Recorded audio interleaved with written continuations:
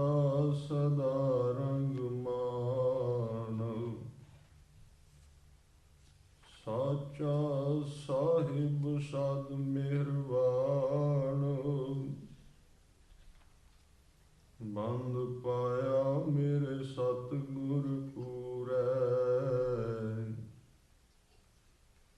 ਹੋਈ ਸਰਬ ਕਲਿਆਣ।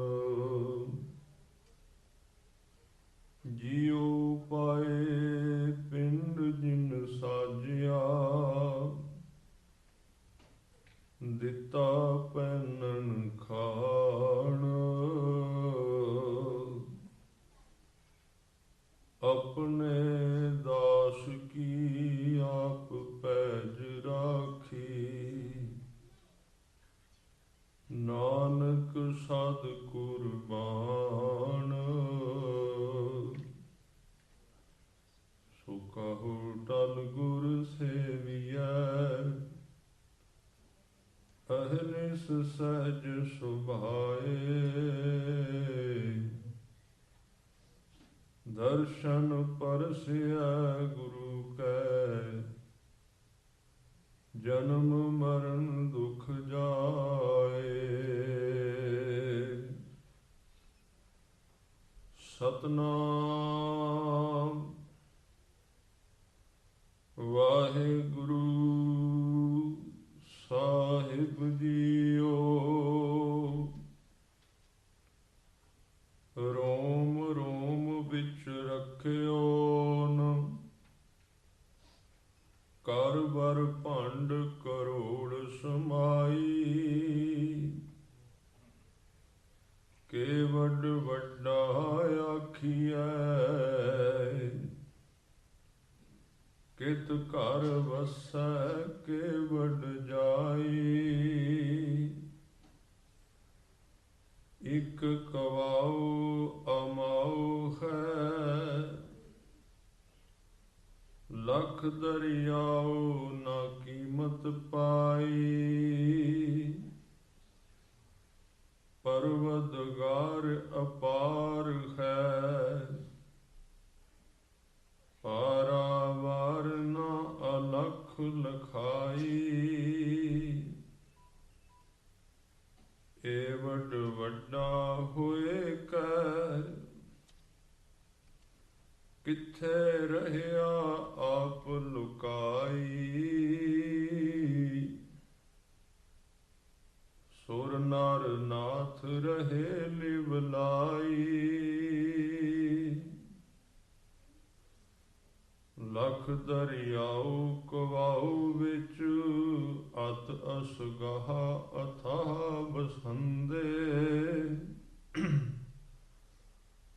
ਆਦ ਨ ਅੰਤ ਬੇਅੰਤ ਹੈ, ਅਗੰਮ ਅਗੋਚਰ ਫੇਰ ਫਿਰੰਦੇ।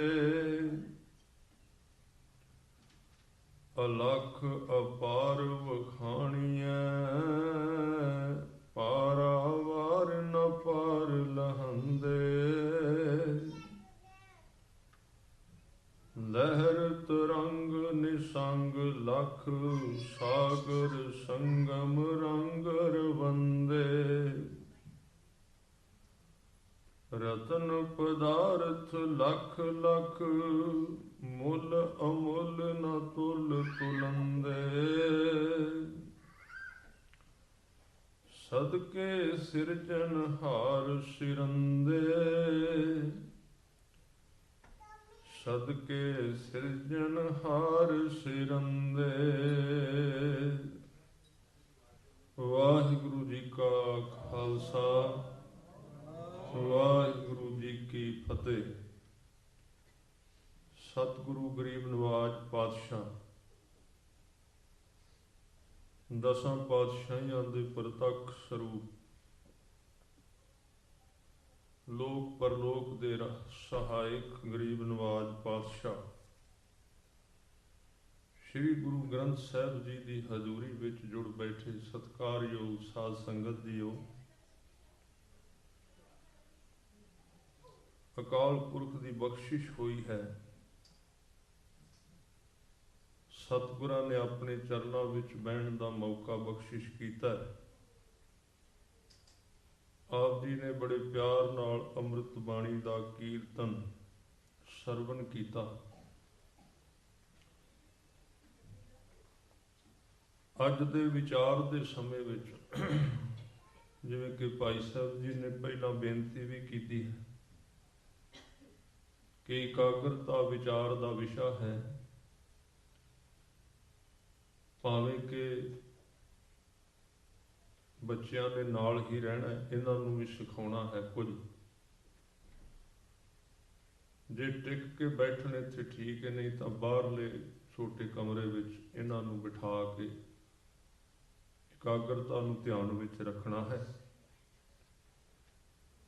ਸੋ ਅੱਜ ਦੇ ਇਸ ਵਿਚਾਰ ਵਿੱਚ ਭਾਈ ਗੁਰਦਾਸ, ਜਿਨ੍ਹਾਂ ਨੂੰ ਗੁਰੂ ਗ੍ਰੰਥ ਸਾਹਿਬ ਪਾਤਸ਼ਾਹ ਜੀ ਦੀ ਕੁੰਜੀ ਕਿਹਾ, ਉਹਨਾਂ ਦੀਆਂ 12 ਵਿੱਚੋਂ 18ਵੀਂ ਵਾਰ ਦੀ 8ਵੀਂ ਔਰ 9ਵੀਂ ਪੌੜੀ ਇਹਨਾਂ ਦੀ ਵਿਚਾਰ ਕੀਤੀ ਜਾਏਗੀ। ਭਾਈ ਸਾਹਿਬ ਜੀ ਨੇ ਇਸ ਵਾਰ ਵਿੱਚ ਕਰੀਬ 3 ਵਿਸ਼ੇ ਲਏ। ਹਰ ਇੱਕ ਵਾਰ ਦੀਆਂ ਕਰੀਬ 20 ਜਾਂ 22 ਜਾਂ 24 ਪੌੜੀਆਂ ਹੁੰਦੀਆਂ ਨੇ, ਤੇ ਯਤਨ ਕੀਤਾ ਗਿਆ ਵੀ ਹਰ ਇੱਕ ਪੌੜੀ ਵਿੱਚ ਜਿੰਨੇ ਵਿਸ਼ੇ ਹੋਣ, ਜ਼ਿਆਦਾ ਤੋਂ ਜ਼ਿਆਦਾ 3 ਜਾਂ 2 ਜਾਂ 4 ਵਿਸ਼ੇ ਹੁੰਦੇ, ਉਹਦੇ ਉੱਤੇ 5-5 ਪੌੜੀਆਂ ਉਚਾਰੀਆਂ ਗਈਆਂ। ਇਹਨਾਂ ਵਿੱਚੋਂ 94 ਵਿਸ਼ੇ ਵਿਚਾਰੇ ਜਾਂਦੇ ਨੇ ਤਾਂ ਕਿ ਸਾਨੂੰ ਸਮਝ ਲੱਗ ਸਕੇ ਵੀ ਗੁਰੂ ਗ੍ਰੰਥ ਸਾਹਿਬ ਜੀ ਕੀ ਕਹਿ ਰਹੇ। ਕਿਉਂਕਿ ਗੁਰਸਿੱਖ ਨੇ ਜਿੱਥੇ ਆਪਣੇ ਗੁਰੂ ਤੇ ਸ਼ਰਧਾ ਕਰਨੀ ਹੈ, ਸਿੱਖੀ 2 ਚੀਜ਼ਾਂ ਤੋਂ ਸ਼ੁਰੂ ਹੁੰਦੀ ਹੈ, ਪਿਆਰ ਤੇ ਵਿਚਾਰ। ਗੁਰੂ ਨਾਲ ਪਿਆਰ ਤਾਂ ਹੀ ਪਵੇਗਾ ਜੇ ਵਿਚਾਰ ਕਰਾਂਗੇ।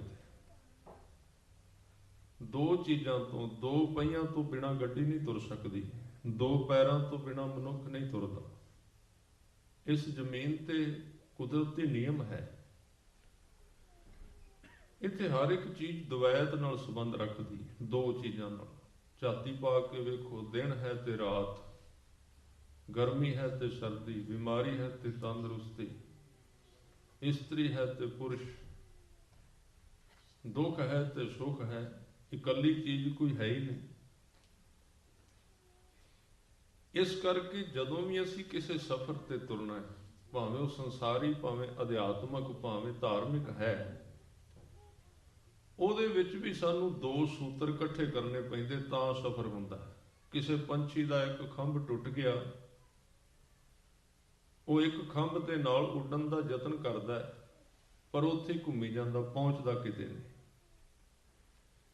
ਇਸ ਤਰ੍ਹਾਂ ਗੁਰੂ ਤੇ ਸ਼ਰਧਾ ਕਰਨੀ ਤੇ ਪਿਆਰ ਕਰਨਾ, ਇਹ ਇੱਕ ਖੰਭ ਹੈ। ਸ਼ਰਧਾ ਦਾ ਮਤਲਬ ਹੁੰਦਾ ਵੀ ਹੁਣ ਸਤਿਗੁਰਾਂ ਦੇ ਹੁਕਮ ਦੇ ਉੱਤੇ ਪਰਤ ਕੇ ਸ਼ੰਕਾ ਨਹੀਂ ਕਰਨਾ। ਉਹਨੂੰ ਕਹਿੰਦੇ ਵੀ ਸ਼ਰਧਾਲੂ ਹੈ, ਪ੍ਰੇਮੀ ਹੈ। ਪਰ ਜਿਸ ਸ਼ਰਧਾਲੂ ਦੇ ਕੋਲ ਵਿਚਾਰ ਨਹੀਂ ਨਾ ਹੁੰਦੀ, ਉਹਦੀ ਸ਼ਰਧਾ ਕੱਚੀ ਰਹਿ ਜਾਂਦੀ। ਜਿਹਦੇ ਕੋਲ ਵਿਚਾਰ ਨਹੀਂ ਹੁੰਦੀ, ਜੇ ਉਹਦੀ ਸ਼ਰਧਾ ਦੇ ਵਿੱਚ ਉਹਨੇ ਆਪਣੇ ਸਤਿਗੁਰੂ ਨੂੰ ਚੰਗੀ ਤਰ੍ਹਾਂ ਸਮਝਿਆ ਨਹੀਂ ਵੀ ਮੇਰਾ ਗੁਰੂ ਕੌਣ ਹੈ। ਤੁਸੀਂ ਕਈ ਵਾਰੀ ਵੇਖਿਆ ਹੋਣਾ, ਜਦੋਂ ਸਤਿਗੁਰਾਂ ਦੇ ਜੀਵਨ ਦੀ ਕੋਈ ਘਟਨਾ ਸੁਣੀਏ ਜਾਂ ਸੁਣਾਈਏ ਤੇ ਮਨ ਆਪਣੇ ਆਪ ਸ਼ਰਧਾ ਵਿੱਚ ਆਉਂਦਾ। ਕਿਉਂ? ਮਨ ਤੇ ਬੁੱਧੀ, ਇਹ 2 ਇਸ ਤਰ੍ਹਾਂ ਦੀਆਂ ਚੀਜ਼ਾਂ ਨੇ ਜਿਹੜੀਆਂ ਸਬੂਤ ਮੰਗਦੀਆਂ ਨੇ। ਪਹਿਲਾਂ ਪ੍ਰਭਾਵਿਤ ਹੋਣ ਤੋਂ ਬਾਅਦ ਸੰਬੰਧ ਕਰਦੀ ਬੁੱਧੀ ਅਕਾਲ ਪੁਰਖ ਦੇ ਨਾਲ। ਇਸ ਲਈ ਪਿਆਰ ਤੇ ਵਿਚਾਰ ਇਕੱਠੇ ਕਰਨ। ਗੁਰੂ ਸਾਹਿਬ ਨੇ ਜਪਜੀ ਸਾਹਿਬ ਵਿੱਚ ਵਚਨ ਕੀਤੇ ਨੇ ਕਿ 2 ਚੀਜ਼ਾਂ ਦੀ ਤੂੰ ਇਕੱਠੀ ਵਰਤੋਂ ਕਰ। ਤੁਸੀਂ ਬਾਣੀ ਪੜ੍ਹੀ ਹੋਏਗੀ ਔਰ ਪੜ੍ਹਨੀ ਚਾਹੀਦੀ ਹੈ। ਘੱਟੋ ਘੱਟ ਮੈਂ ਸਾਰਿਆਂ ਨੂੰ ਬੇਨਤੀ ਕਰਾਂਗਾ, ਭਾਵੇਂ ਕੋਈ ਅੰਮ੍ਰਿਤਧਾਰੀ ਹੈ, ਭਾਵੇਂ ਅੰਮ੍ਰਿਤਧਾਰੀ ਨਹੀਂ, ਜਿਵੇਂ ਦਾ ਵੀ ਕਿਸੇ ਦਾ ਜੀਵਨ ਹੈ, ਹਰ ਇੱਕ ਸਿੱਖ ਦਾ, ਸਿੱਖ ਵੀ ਨਹੀਂ ਕਹਿ ਸਕਦਾ, ਜੇ ਕਿਸੇ ਦੇ ਭਾਗ ਜਾਗੇ ਹੋਣ ਤੇ ਦੂਜੀਆਂ ਕੌਮਾਂ ਦੇ ਮਨੁੱਖ, ਇੱਕ ਬਾਣੀ ਜਪਜੀ ਸਾਹਿਬ ਘੱਟੋ ਘੱਟ ਪੜ੍ਹਨੀ ਚਾਹੀਦੀ ਸਿੱਖ ਨੂੰ ਰੋਜ਼, ਜੇ ਉਹਨੇ ਸਿੱਖ ਬਣਨਾ ਹੈ। ਇਹ ਤਾਂ ਦੀਵਾਨ ਜਿਹੜੇ ਨੇ ਇਹ ਤਾਂ ਸਿਰਫ ਸਾਨੂੰ ਇੱਕ ਸੈਲਫ ਦਿੰਦੇ ਨੇ। ਜਿਵੇਂ ਗੱਡੀ ਨੂੰ ਸਟਾਰਟ ਕਰਨਾ, ਉਹਨੂੰ ਤੁਸੀਂ ਸੈਲਫ ਦਿਓ। ਜਦੋਂ ਸੈਲਫ ਦਿੰਦੇ ਆ ਤੇ ਗੱਡੀ ਦਾ ਗੇੜਾ ਹੁੰਦਾ ਤੇ ਸਟਾਰਟ ਹੋ ਜਾਂਦੀ। ਦੀਵਾਨ ਸਜਾਉਣੇ, ਨਗਰ ਕੀਰਤਨ ਸਜਾਉਣੇ, ਲੰਗਰ ਲਾਉਣੇ, ਇਹ ਸੈਲਫ ਹੈ ਬੰਦੇ ਦੇ ਮਨ ਦਾ। ਪਰ ਜੇ ਕਿਸੇ ਗੱਡੀ ਦਾ ਸੈਲਫ ਤੇ ਠੀਕ ਹੋਵੇ ਪਰ ਉਹਦੇ ਵਿੱਚ ਡੀਜ਼ਲ ਹੀ ਨਾ ਹੋਵੇ, ਉਹ ਸੈਲਫ ਥੋੜਾ ਚਿਰ ਘੁਮਾਏਗਾ ਤੇ ਫਿਰ ਝਟਕੇ ਜਿਹਾ ਮਾਰ ਕੇ ਗੱਡੀ ਉੱਥੇ ਹੀ ਖੜੀ ਹੋ ਜਾਏਗੀ। ਸਾਡੇ ਜੀਵਨ ਦੇ ਵਿੱਚ ਇਹ ਸਾਰੀਆਂ ਚੀਜ਼ਾਂ ਜਿਹੜੀਆਂ ਸੈਲਫ ਵਾਂਗ ਕੰਮ ਕਰਦੀਆਂ, ਇੱਕ ਧੱਕਾ ਦਿੰਦੀਆਂ, ਸਾਨੂੰ ਤੋੜਦੀਆਂ। ਸੰਗਤ ਦੇ ਰਾਹੀਂ ਸਾਨੂੰ ਉਤਸ਼ਾਹ ਮਿਲਦਾ ਹੈ, ਤਾਕਤ ਮਿਲਦੀ, ਸ਼ਕਤੀ ਮਿਲਦੀ। ਪਰ ਇਹ ਵੀ ਧਿਆਨ ਵਿੱਚ ਰੱਖਣਾ ਚਾਹੀਦਾ,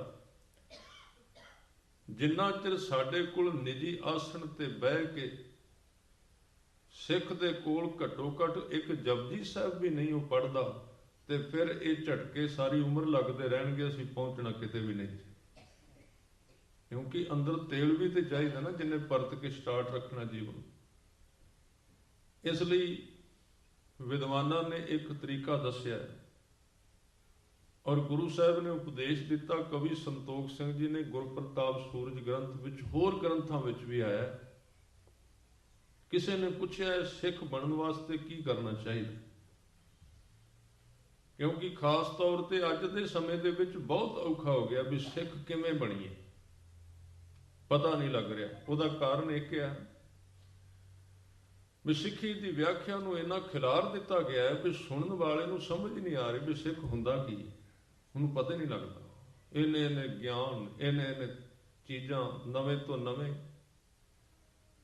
ਤਾਂ ਉਸ ਵੇਲੇ ਤਿੰਨ ਚੀਜ਼ਾਂ ਕਹੀਆਂ ਗਈਆਂ। ਉਹ ਕਹਿੰਦੇ ਨੇ ਜਦੋਂ ਕਿਸੇ ਨੇ ਜ਼ਿਮੀਂਦਾਰਾ ਕਰਨਾ ਹੋਵੇ ਤੇ ਤਿੰਨ ਚੀਜ਼ਾਂ ਉਹਨੂੰ ਕੰਮ ਦਿੰਦੀਆਂ ਨੇ। ਉਹਦੇ ਵਿੱਚ ਸਭ ਤੋਂ ਪਹਿਲਾਂ ਉਹਦੀ ਜ਼ਰੂਰਤ ਹੈ, ਜਿਸ ਮਨੁੱਖ ਨੇ ਆਪਣੀ ਜ਼ਿੰਦਗੀ ਦੇ ਵਿੱਚ ਫਸਲ ਬੀਜਣੀ ਹੈ, ਉਹਦੇ ਵਾਸਤੇ ਜ਼ਰੂਰੀ ਹੈ ਆਪਾਂ ਬਾਰਿਸ਼ ਦੀ ਉਡੀਕ ਕਰਨੀ। ਇੱਕ ਛੋਟੀ ਕਣੀ ਦਾ ਮੀਂਹ ਉਹਨੂੰ ਕਹਿੰਦੇ ਨੇ। ਸਾਉਣ ਦੇ ਮਹੀਨੇ ਵਿੱਚ ਇੰਡੀਆ ਵਿੱਚ, ਪੰਜਾਬ ਵਿੱਚ ਉਹ ਝੜੀ ਲੱਗਦੀ ਛੋਟੀ ਛੋਟੀ। ਉਹ ਛੋਟੀਆਂ ਛੋਟੀਆਂ ਕਣੀਆਂ ਭਾਵੇਂ ਲੈਂਟਰ ਪਿਆ ਹੋਵੇ ਉਸ ਛੱਤ ਦੇ ਵਿੱਚ ਵੀ ਧਸ ਜਾਂਦੀਆਂ ਨੇ, ਭਾਵੇਂ ਕਿੰਨਾ ਸਖਤ ਥਾਂ ਹੋਵੇ, ਪੱਥਰ ਜ਼ਮੀਨ ਹੋਵੇ। ਛੋਟੀ ਕਣੀ ਦਾ ਮੀਂਹ ਇੱਕ ਉਹ ਮੀਂਹ ਹੈ। ਪਰ ਇੱਕ ਮੀਂਹ ਦੂਜਾ ਜਿਹਨੂੰ ਕਹਿੰਦੇ ਤੇਜ਼ ਧਾਰ ਮੀਂਹ, ਬਹੁਤ ਤੇਜ਼ ਮੀਂਹ, ਉਹ ਵੀ ਚਾਹੀਦਾ। ਉਸ ਛੋਟੀ ਕਣੀ ਦਾ ਚਾਹੀਦਾ ਤਾਂ ਕਿ ਜ਼ਮੀਨ ਦੇ ਵਿੱਚ ਪਾਣੀ ਜਾਏ। ਇੱਕ ਤੇਜ਼ ਧਾਰ ਮੀਂਹ ਚਾਹੀਦਾ ਕਿਉਂਕਿ ਉਸ ਬਾਰਿਸ਼ ਦੇ ਵਿੱਚ ਫਸਲ ਦੇ ਛਿੱਟੇ ਧੁੱਪਦੇ ਨੇ, ਪੱਤੇ ਧੁੱਪਦੇ ਨੇ ਤੇ ਸਫਾਈ ਹੁੰਦੀ ਫਸਲ। ਇਹ ਦੋ ਸਾਧਨ ਨੇ। ਪਰ ਇੱਕ ਤੀਜਾ ਸਾਧਨ ਜ਼ਿਮੀਂਦਾਰ ਦਾ ਨਿੱਜੀ ਹੈ। ਉਹ ਸਾਧਨ ਹੈ ਵੀ ਉਹਦੀ ਜ਼ਮੀਨ ਦੇ ਵਿੱਚ ਜਾਂ ਆਪਣਾ ਖੂਹ ਚਾਹੀਦਾ ਜਾਂ ਆਪਣਾ ਟਿਊਬਲ ਚਾਹੀਦਾ। ਇਹ ਤਿੰਨ ਸਾਧਨ ਨੇ ਜ਼ਿਮੀਂਦਾਰ ਦੇ ਪਾਣੀ ਦੇ, ਤਿੰਨਾਂ ਦੀ ਲੋੜ ਹੈ। ਉਹਨਾਂ ਨੇ ਉਦਾਹਰਨ ਦਿੱਤੀ, ਕਹਿਣ ਲੱਗੇ ਇਸੇ ਤਰ੍ਹਾਂ ਧਰਮ ਦੀ ਫਸਲ ਜ਼ਿੰਦਗੀ ਵਿੱਚ ਉਗਾਉਣ ਵਾਸਤੇ, ਅੰਮ੍ਰਿਤ ਦੀ ਫਸਲ ਉਗਾਉਣ ਵਾਸਤੇ ਵੀ ਤਿੰਨ ਚੀਜ਼ਾਂ ਚਾਹੀਦੀਆਂ। ਪਹਿਲਾ ਛੋਟੀ ਕਣੀ ਦਾ ਮੀਂਹ, ਇਹ ਬੜਾ ਜ਼ਰੂਰੀ ਹੈ। ਛੋਟੀ ਕਣੀ ਦਾ ਮੀਂਹ ਜਿਹਦੇ ਅਰਥ ਨੇ ਕਥਾ। ਕਥਾ ਥੋੜੀ ਥੋੜੀ ਬਾਰਿਸ਼, ਬਿਲਕੁਲ ਇੱਕ ਇੱਕ ਕਣੀ ਤੇ ਪੱਥਰ ਮਣਾ ਦੇ ਵਿੱਚ ਵੀ ਪਹੁੰਚ ਜਾਂਦੀ ਹੈ। ਇਹ ਮੇਰੀ ਜ਼ਿੰਦਗੀ ਦਾ ਆਪਣਾ ਤਜਰਬਾ ਹੈ। ਜਿੱਥੇ ਕੁਝ ਨਹੀਂ ਸੀ ਜਾਂਦਾ, ਜਿਹੜੇ ਬਿਲਕੁਲ ਆਕੀ ਸਨ, ਬਿਲਕੁਲ ਨਾਸਤਿਕ ਵਿਚਾਰ ਸਨ, ਕਿਤੇ ਥੋੜੇ ਜਿਹੇ ਸ਼ਬਦ ਚਾਰ ਅੰਦਰ ਚਲੇ ਗਏ, ਜ਼ਿੰਦਗੀ ਤਬਦੀਲ ਹੋ ਗਈ ਸਾਰੀ। ਇਹ ਛੋਟੀ ਕਣੀ ਦਾ ਮੀਂਹ, ਵਿਚਾਰ, ਕਥਾ, ਇਹ ਵੀ ਜ਼ਰੂਰੀ ਸਿੱਖ ਵਾਸਤੇ। ਦੂਸਰਾ ਹੈ ਤੇਜ਼ ਧਾਰ ਮੀਂਹ। ਤੇਜ਼ ਧਾਰ ਮੀਂਹ ਜ਼ਰੂਰ ਚਾਹੀਦਾ ਕਿਉਂਕਿ ਇਹਦੀ ਬੜੀ ਜ਼ਰੂਰਤ ਹੈ। ਪਹਿਲਾਂ ਇਹ ਤੇਜ਼ ਧਾਰ ਦਾ ਮੀਂਹ ਹੈ ਕੀਰਤਨ, ਢਾਡੀ ਵਾਰਾਂ, ਕਵੀਸ਼ਰੀ ਵਾਰਾਂ ਜਾਂ ਕਿਸੇ ਵੀ ਤਰੀਕੇ ਨਾਲ ਤੇਜ਼ ਕੀਰਤਨ ਕੀਤਾ ਜਾਂਦਾ ਹੈ, ਥੋੜੀ ਜਿਹੀ ਤੇਜ਼ੀ ਦੇ ਨਾਲ। ਕਿਉਂਕਿ ਸਿਆਣੇ ਕਹਿੰਦੇ ਵੀ ਪੰਛੀ ਭਾਵੇਂ ਕਿੰਨੇ ਉੱਡਦੇ ਹੋਣ, ਤੁਸੀਂ ਕਦੀ ਵੇਖਿਆ ਹੋਵੇਗਾ ਪੰਛੀ ਉੱਡਦੇ ਰਹਿੰਦੇ ਸਾਰਾ ਦਿਨ ਆਕਾਸ਼ ਵਿੱਚ। ਇਸ ਤਰ੍ਹਾਂ ਸਾਡੇ ਮਨ ਦੇ ਆਕਾਸ਼ ਵਿੱਚ ਵਿਚਾਰ ਉੱਡਦੇ ਰਹਿੰਦੇ ਨੇ, ਉੱਡਦੇ ਰਹਿੰਦੇ। ਕੋਈ ਨਾ ਕੋਈ ਵਿਚਾਰ, ਇੱਧਰੋਂ ਪੰਛੀ ਉੱਧਰ ਗਿਆ, ਇੱਧਰੋਂ ਗਿਆ। ਹੁਣ ਵੀ ਆਪਾਂ ਵੇਖ ਰਹੇ ਹਾਂ ਵਿੱਚੋਂ ਵਿੱਚੋਂ ਵਿਚਾਰ ਨਿਕਲੀ ਜਾਂਦੇ ਨੇ ਇੱਧਰ ਉੱਧਰ। ਪਰ ਤੇਜ਼ ਧਾਰ ਦਾ ਮੀਂਹ ਜਿਹੜਾ ਹੈ, ਜਦੋਂ ਤੇਜ਼ ਬਾਰਿਸ਼ ਪੈਂਦੀ, ਜਿਹਨੂੰ ਮੋਹਲੇ ਧਾਰ ਮੀਂਹ ਕਹਿੰਦੇ, ਜਦੋਂ ਮੋਹਲੇ ਧਾਰ ਬਾਰਿਸ਼ ਪੈਂਦੀ ਤੇ ਪੰਛੀ ਲੁਕ ਕੇ ਆਪੋ ਆਪਣੇ ਆਲ੍ਹਣਿਆਂ ਵਿੱਚ ਬੈਠ ਜਾਂਦੇ, ਕੋਈ ਨਹੀਂ ਉੱਡਦਾ। ਇਸ ਤਰ੍ਹਾਂ ਜਦੋਂ ਮਨ ਕਿਸੇ ਦਾ ਬਿਲਕੁਲ ਨਾ ਰੁਕੇ, ਉਸ ਵਕਤ ਫਿਰ ਤੇਜ਼ ਕੀਰਤਨ, ਜੋਸ਼ ਵਿੱਚ ਕੀਰਤਨ ਕੀਤਾ ਜਾਂਦਾ, ਉਹਦੇ ਨਾਲ ਮਨ ਨੂੰ ਟਿਕਾ ਜਾਂਦਾ। ਜਾਂ ਤੇਜ਼ ਪਾਠ ਕੀਤਾ ਜਾਏ, ਜਾਂ ਜਿਵੇਂ ਆਪਾਂ ਸਿਮਰਨ ਕਰਨੇ ਆ, ਨਾਮ ਜਪਿਆ ਜਾਏ, ਉਹਦੇ ਨਾਲ ਭੱਜਦਾ ਹੋਇਆ ਮਨ ਜਦੋਂ ਅਸੀਂ ਉੱਚੀ ਆਵਾਜ਼ ਵਿੱਚ ਬੋਲਨੇ ਆ, ਤੇ ਜਿਹੜਾ ਮਨ ਆਲਸ ਜਾਏ ਵਿੱਚ, ਦੂਜੀ ਪ੍ਰਕਾਰ ਦੀ ਨਿੰਦਰਾ ਖਿਆਲਾਂ ਵਿੱਚ ਸੁੱਤਾ ਰਹਿੰਦਾ ਹੈ, ਕਦੀ ਸੌਂ ਗਿਆ, ਕਦੀ ਜਾਗ ਪਿਆ, 2 ਅੱਖਰ ਸੁਣ ਲੈ ਫਿਰ ਛੱਡ ਦਿੱਤਾ, ਫਿਰ ਇਹ ਦੁਬਿਧਾ ਜਿਹੜੀ ਏ, ਇਹ ਤੇਜ਼ ਧਾਰ ਮੀਂਹ ਵਿੱਚ ਰੁਕਦੀ ਏ। ਜਿਹਨੂੰ ਆਪਾਂ ਤੇਜ਼ ਤਰਾਰ ਕੀਰਤਨ ਜਾਂ ਕੋਈ ਵੀ ਸਾਧਨ ਨਾਮ ਜਪਣ ਦਾ ਆਪਾਂ 2 ਮਿੰਟ ਕੱਲ੍ਹ ਵਾਂਗੂ ਕਰੀਏ। ਸਾਰਿਆਂ ਨੇ ਇਹਦੇ ਵਿੱਚ ਬੋਲਣਾ, ਤਾਂ ਕਿ ਇੱਕ ਵਾਰੀ ਅੰਦਰੋਂ ਆਲਸ ਆਦਿਕ ਜਿਹੜਾ ਸਾਰਾ ਦੌੜ ਜਾਏ ਔਰ ਆਪਾਂ ਸੁਚੇਤ ਹੋ ਜਾਈਏ। ਸਾਰੇ ਚੌਂਕੜਾ ਲਾ ਕੇ ਬਹੋ, ਔਰ ਕਿਸੇ ਨੇ ਇੱਕ ਦੂਜੇ ਵੱਲੋਂ ਵੇਖਣਾ ਨਹੀਂ, ਆਪਣੇ ਹੀ ਧਿਆਨ ਦੇ ਵਿੱਚ ਉੱਚੀ ਆਵਾਜ਼ ਵਿੱਚ ਬੋਲਣਾ, ਵਾਹਿਗੁਰੂ ਵਾਹਿਗੁਰੂ ਵਾਹਿਗੁਰੂ ਵਾਹਿਗੁਰੂ ਵਾਹਿਗੁਰੂ ਵਾਹਿਗੁਰੂ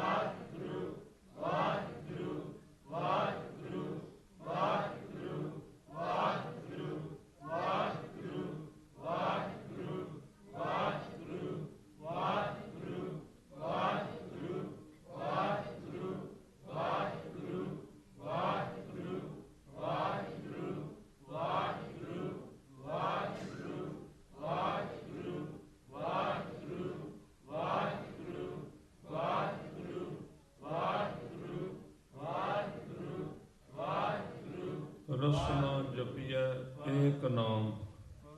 ਇਸ ਤਰੀਕੇ ਨਾਲ ਮੈਂ 3 ਚੀਜ਼ਾਂ ਆਪ ਜੀ ਨਾਲ ਸਾਂਝੀਆਂ ਕਰ ਰਿਹਾ ਸੀ। ਪਹਿਲੀ, ਵਿਚਾਰ ਛੋਟੀ ਕਣੀ ਦਾ ਮੀਂਹ। ਦੂਜੀ, ਤੇਜ ਮੋਲੇ ਧਾਰ ਬਾਰਿਸ਼, ਜਿਹੜੀ ਤੁਸੀਂ ਹੁਣ ਜਪ ਰਹੇ ਸੀ। ਜਦੋਂ ਤੇਜ ਬਾਰਿਸ਼,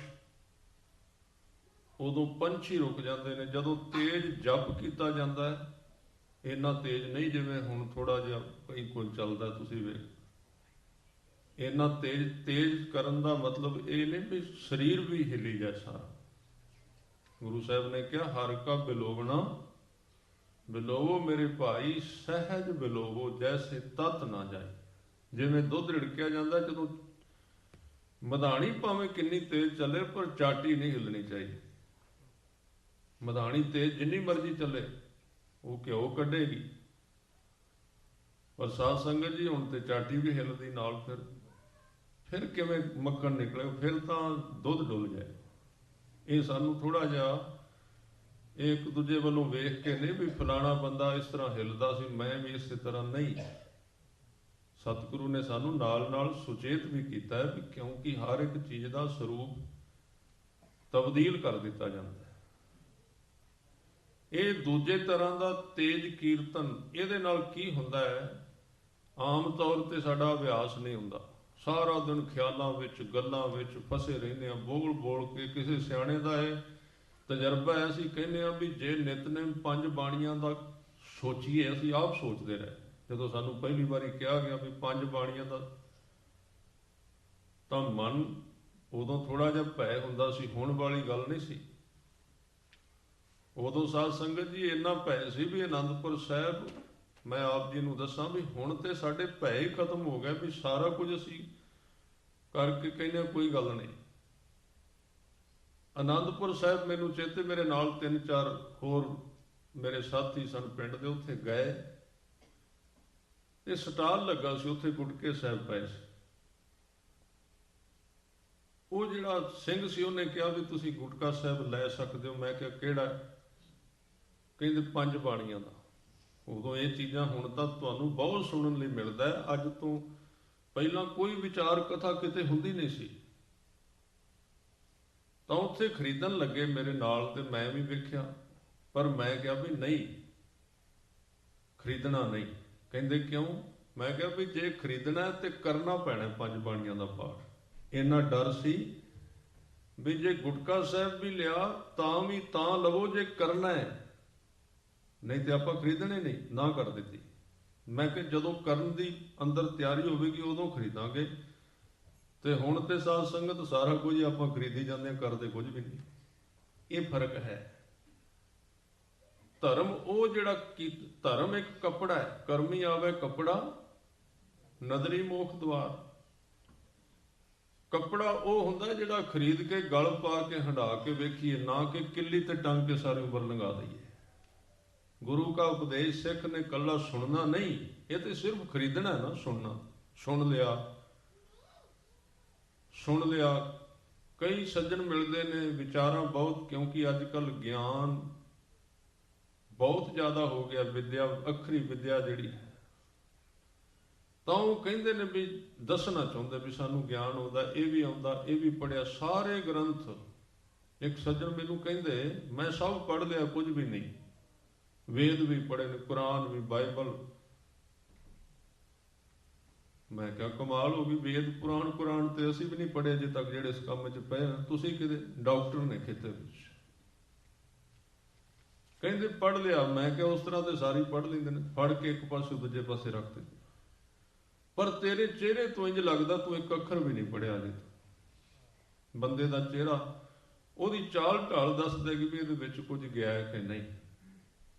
ਅੰਦਰ ਜਿਨ੍ਹਾਂ ਦੇ ਟਿਕ ਗਿਆ, ਪੜ੍ਹਨਾ ਨਹੀਂ, ਇਹ ਹੋਰ ਚੀਜ਼ ਹੈ। ਪੜ੍ਹਨਾ ਗੁਣਨਾ ਸੰਸਾਰ ਕੀ ਕਾਰ ਹੈ। ਇੱਕ ਰਿਵਾਜ ਪੈ ਜਾਂਦਾ, ਅੰਦਰ ਟਿਕਾਉਣਾ ਉਹਨੂੰ। ਜੋ ਪੜ੍ਹਿਆ ਜਾਂਦਾ ਸੁਣ ਕੇ ਅੰਦਰ ਲੈ ਜਾਣਾ, ਭਾਵੇਂ ਥੋੜਾ ਪੜ੍ਹਿਆ ਜਾਏ, ਭਾਵੇਂ ਥੋੜਾ ਸੁਣਿਆ ਜਾਏ। ਗਾਵੀਐ ਸੁਣੀਐ ਮਨ ਰੱਖੀਐ ਭਾਉ। ਪਹਿਲਾਂ ਬੋਲਣਾ ਜਿਵੇਂ ਤੁਸੀਂ ਹੁਣ ਬੋਲਿਆ, ਔਰ ਇਹ ਇਸ ਵਰਗਾ ਹੋਰ ਕੋਈ ਸਮਾਂ ਨਹੀਂ ਜਿਹੜਾ ਹੁਣ ਤੁਸੀਂ ਜਿਸ ਸਮੇਂ ਵਿੱਚ ਬੈਠੇ ਹੋ। ਜ਼ਿੰਦਗੀ ਦਾ ਸਿਰਮੌਰ ਸਮਾਂ ਹੈ। ਇਹ ਕਿਸੇ ਥਾਂ ਤੇ ਅੰਦਰ ਕੁਝ ਇਕੱਠਾ ਹੋ ਰਿਹਾ ਜੋ ਸਾਨੂੰ ਉਦੋਂ ਮਿਲੇਗਾ ਜਦੋਂ ਸਾਨੂੰ ਪਤਾ ਨਹੀਂ। ਇੱਕ ਵਕਤ ਐਸਾ ਹੈ ਜੋ ਕੁਝ ਵਾਧੂ ਲੱਗਦਾ, ਐਵੇਂ ਹੀ ਮਨ ਸੁੱਤਾ ਜਾ ਰਹਿੰਦਾ, ਇਸ ਕਰਕੇ ਹੁੰਦਾ ਹੀ ਨਹੀਂ। ਵਿੱਚ ਵਿੱਚ ਸੌਂ ਜਾ ਜਾਂਦੇ ਆ ਵੀ ਪਤਾ ਨਹੀਂ ਹੈ ਵੀ ਕਿ ਨਹੀਂ, ਕੁਝ ਸੋਚਦਾ ਰਹਿੰਦਾ ਮਨ ਵੀ ਇਹ ਕੁਝ ਨਹੀਂ।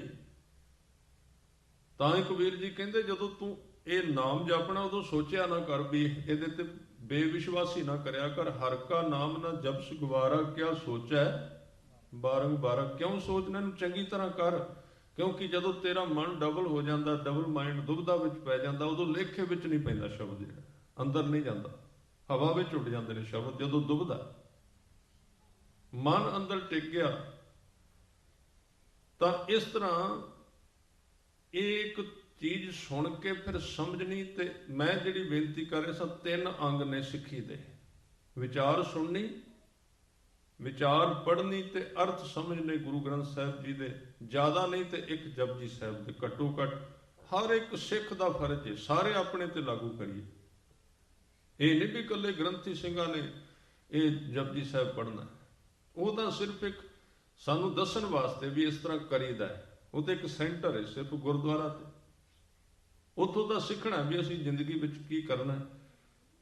ਤਾਂ ਜਦੋਂ ਇਹ ਹੈ ਛੋਟੀ ਕਣੀ ਦਾ ਮੀਂਹ, ਇੱਕ ਵੱਡੀ ਕਣੀ ਦਾ ਮੀਂਹ, ਕਥਾ ਕੀਰਤਨ ਗੁਰਦੁਆਰਾ।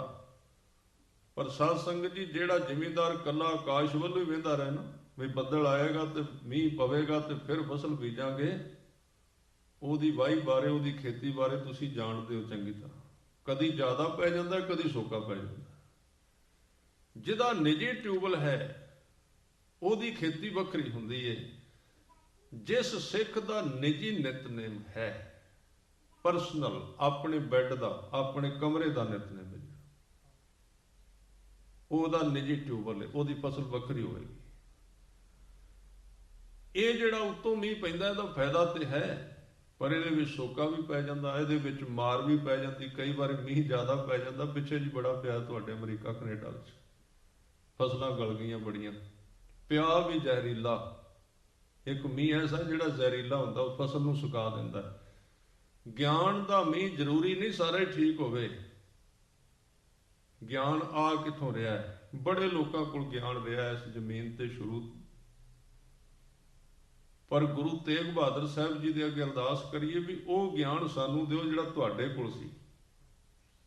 ਉਹਨੂੰ ਪੜ੍ਹ ਕੇ ਵੇਖੋ, ਪੁੱਛੋ ਮਹਾਰਾਜ ਤੁਸੀਂ ਗਿਆਨ ਕਿੱਥੋਂ ਨਿਕਲ ਲਿਆ? ਕਹਿੰਦੇ ਪੜ੍ਹਿਆ ਤੁਸੀਂ? ਕਹਿੰਦੇ ਪੜ੍ਹਿਆ ਤੇ ਹੈ, ਪਰ ਮੇਰੇ ਵਿੱਚ ਗਿਆਨ ਉਗਿਆ। ਸ਼ਬਦ ਉਹਨਾਂ ਨੇ ਵਰਤਿਆ, ਜਿਵੇਂ ਫਸਲ ਉਗਦੀ ਇਸ ਤਰ੍ਹਾਂ ਗਿਆਨ ਉਪਜਿਆ। ਕਿਵੇਂ ਉਪਜਿਆ ਜੀ, ਕਿੱਥੋਂ ਨਿਕਲਿਆ? ਇੱਕ ਸ਼ਬਦ ਮੈਂ ਆਪ ਜੀ ਦੇ ਨਾਲ ਸਾਂਝਾ ਕਰਾਂ। ਇਹ ਸ਼ਬਦ ਗੁਰੂ ਤੇਗ ਬਹਾਦਰ ਸਾਹਿਬ ਜੀ ਨੇ ਆਪਣੇ ਮਾਤਾ ਜੀ ਨਾਲ ਸੰਬੰਧਿਤ ਹੋ ਕੇ ਜਿਹੜੀ ਗੱਲ ਕੀਤੀ, ਬਾਅਦ ਵਿੱਚ ਇਹਨੂੰ ਬਾਣੀ ਵਿੱਚ ਪਰੋਇਆ। ਜਦੋਂ ਉਹਨਾਂ ਦੇ ਮਾਤਾ ਜੀ ਨੇ ਫਿਕਰ ਕੀਤਾ ਨਾ, ਮਾਤਾ ਨਾਨਕੀ ਜੀ ਨੇ, ਗੁਰੂ ਤੇਗ ਬਹਾਦਰ ਸਾਹਿਬ ਜੀ ਦੇ ਮਾਤਾ ਜੀ ਨੇ ਬੜਾ ਫਿਕਰ ਕੀਤਾ, ਕਿਉਂਕਿ ਸਤਿਗੁਰਾਂ ਦੀ ਬਿਰਤੀ ਸ਼ੁਰੂ ਤੋਂ ਉਦਾਸ ਸੀ। ਇੱਕ ਸਾਈਡ ਤੇ ਰਹਿਣਾ, ਮਿਲਣਾ ਨਹੀਂ ਕਿਸੇ ਨੂੰ, ਬੋਲਣਾ ਨਹੀਂ ਕਿਸੇ ਦੇ ਨਾਲ, ਕਮਰੇ ਵਿੱਚ ਰਹਿਣਾ ਜਾਂ ਕਿਤੇ ਦੂਰ ਚਲੇ ਜਾਣਾ ਜਿੱਥੇ ਕੋਈ ਨਾ ਆਵੇ। ਇਹ ਉਹਨਾਂ ਦੀ 9 ਸਾਲ ਦੀ ਉਮਰ ਤੋਂ ਵਿਰਾਗ ਅਵਸਥਾ ਸੀ, ਤਿਆਗ ਦੀ ਅਵਸਥਾ ਸੀ। ਘੱਟ ਬੋਲਣਾ, ਘੱਟ ਖਾਣਾ, ਇਕਾਂਤ ਰਹਿਣਾ, ਇਹ ਨਿਸ਼ਾਨੀਆਂ ਨੇ ਰੱਬ ਦੇ ਪਿਆਰ ਦੀਆਂ। ਜਦੋਂ ਰਹਿੰਦੇ ਸਨ ਤੇ ਮਾਤਾ ਜੀ ਨੇ ਬੜਾ ਫਿਕਰ ਕੀਤਾ। ਇੱਕ ਦਿਨ ਕੱਪੜੇ ਬੜੇ ਸੋਹਣਾ ਜਾਮਾ ਬਣਵਾ ਕੇ ਗਲ ਪਵਾਇਆ। ਵਿਆਹ ਸੀ ਵੱਡੇ ਭਰਾ ਦਾ, ਗੁਰਦਿੱਤੇ ਦਾ, ਬਰਾਤ ਜਾਣ ਲੱਗੀ, ਬੜਾ ਸੋਹਣਾ ਮਹਿੰਗਾ ਚੋਲਾ ਪਵਾਇਆ। ਤੇ ਜਦੋਂ ਪਵਾ ਕੇ ਬਾਹਰ ਭੇਜਿਆ ਨਾ, ਬਾਹਰ ਗੁਰੂ ਤੇਗ ਬਹਾਦਰ ਸਾਹਿਬ ਜੀ ਗਏ। ਇੱਕ ਕੋਈ ਪਿੰਡ ਦਾ ਬੱਚਾ, ਠੰਡ ਸੀ, ਪਤਲਾ ਜਿਹਾ ਕਮੀਜ਼ ਪਾਇਆ, ਹਵਾ ਨਾਲ ਕੰਬਦਾ ਹੈ, ਠੰਡ ਬਹੁਤ ਲੱਗਦੀ ਹੈ। ਸਤਿਗੁਰੂ ਨੇ ਉਹਦੇ ਵੱਲ ਵੇਖਿਆ, ਅੰਦਰੋਂ ਤਰਸ ਆ ਗਿਆ, ਦਇਆ ਆ ਗਈ। ਸੋਚਿਆ ਜ਼ਰੂਰ ਵੀ ਬਰਾਤੇ ਵੀ ਜਾਣਾ ਹੈ, ਪਰ ਜਦੋਂ ਸਾਧ ਸੰਗਤ ਜੀ ਅੰਦਰੋਂ ਚੀਜ਼ ਪੈਦਾ ਹੋਵੇਗੀ ਦਇਆ, ਉਹ ਟਾਈਮ ਨਹੀਂ ਵਹਿੰਦੀ, ਨਾ ਉਹ ਵੇਖਦੀ ਵੀ ਉੱਥੋਂ ਲਿਆ ਕੇ ਦੇਵਾਂ। ਇੰਨਾ ਉਛਾਲਾ ਆਇਆ ਸੱਚੇ ਪਾਤਸ਼ਾਹ ਜੀ ਦੇ ਮਨ ਵਿੱਚ, ਜਿਹੜਾ ਬੜਾ ਮਹਿੰਗਾ ਚੋਲਾ ਸੀ ਨਾ, ਲਾਹ ਕੇ ਉਹਦੇ ਉੱਤੇ ਪਾ ਦਿੱਤਾ। ਉਹ ਬੱਚਾ ਵਿਚਾਰਾ ਹੈਰਾਨ ਹੋ ਕੇ ਵੇਖੇ, ਤੇ ਸਤਿਗੁਰੂ ਨੇ ਪਿਆਰ ਨਾਲ ਜਦੋਂ ਪਾਇਆ, ਨਾਲੇ ਸਿਰ ਤੇ ਹੱਥ ਫੇਰਿਆ, ਕਹਿੰਦੇ ਜਾ ਕੋਈ ਗੱਲ ਨਹੀਂ, ਤੂੰ ਲੈ ਜਾ ਪਾ ਕੇ ਘਰ, ਕਿਤੇ ਇੱਥੇ ਫਿਰ ਮਾਤਾ ਜੀ ਆ ਜਾਣ, ਉਹਨਾਂ ਫਿਰ ਕਹਿ ਦੇਣਾ ਵੀ ਕਿਉਂ ਦਿੱਤਾ। ਉਹ ਲੈ ਕੇ ਚਲਾ ਗਿਆ, ਤੇ ਸਤਿਗੁਰੂ ਫਿਰ ਥੱਲੇ ਵਾਲੇ ਜਿਹੜੇ ਵਸਤਰ ਸਨ ਉਹਦੇ ਉੱਪਰ ਸੀ ਨਾ, ਜਿਵੇਂ ਐਚਕਣ ਬੜੀ ਸੋਹਣੀ ਕੋਟ ਪਾ ਕੇ ਹੁੰਦੇ, ਉਹ ਸੀ। ਜਦੋਂ ਘਰ ਮੁੜੇ ਤੇ ਮਾਤਾ ਜੀ ਨੂੰ ਕਿਸੇ ਜਾ ਕੇ ਦੱਸ ਵੀ ਦਿੱਤਾ, ਕਿਉਂਕਿ ਲੋਕ ਦੂਜਿਆਂ ਦੇ ਧਿਆਨ ਰੱਖਦੇ ਬਹੁਤ।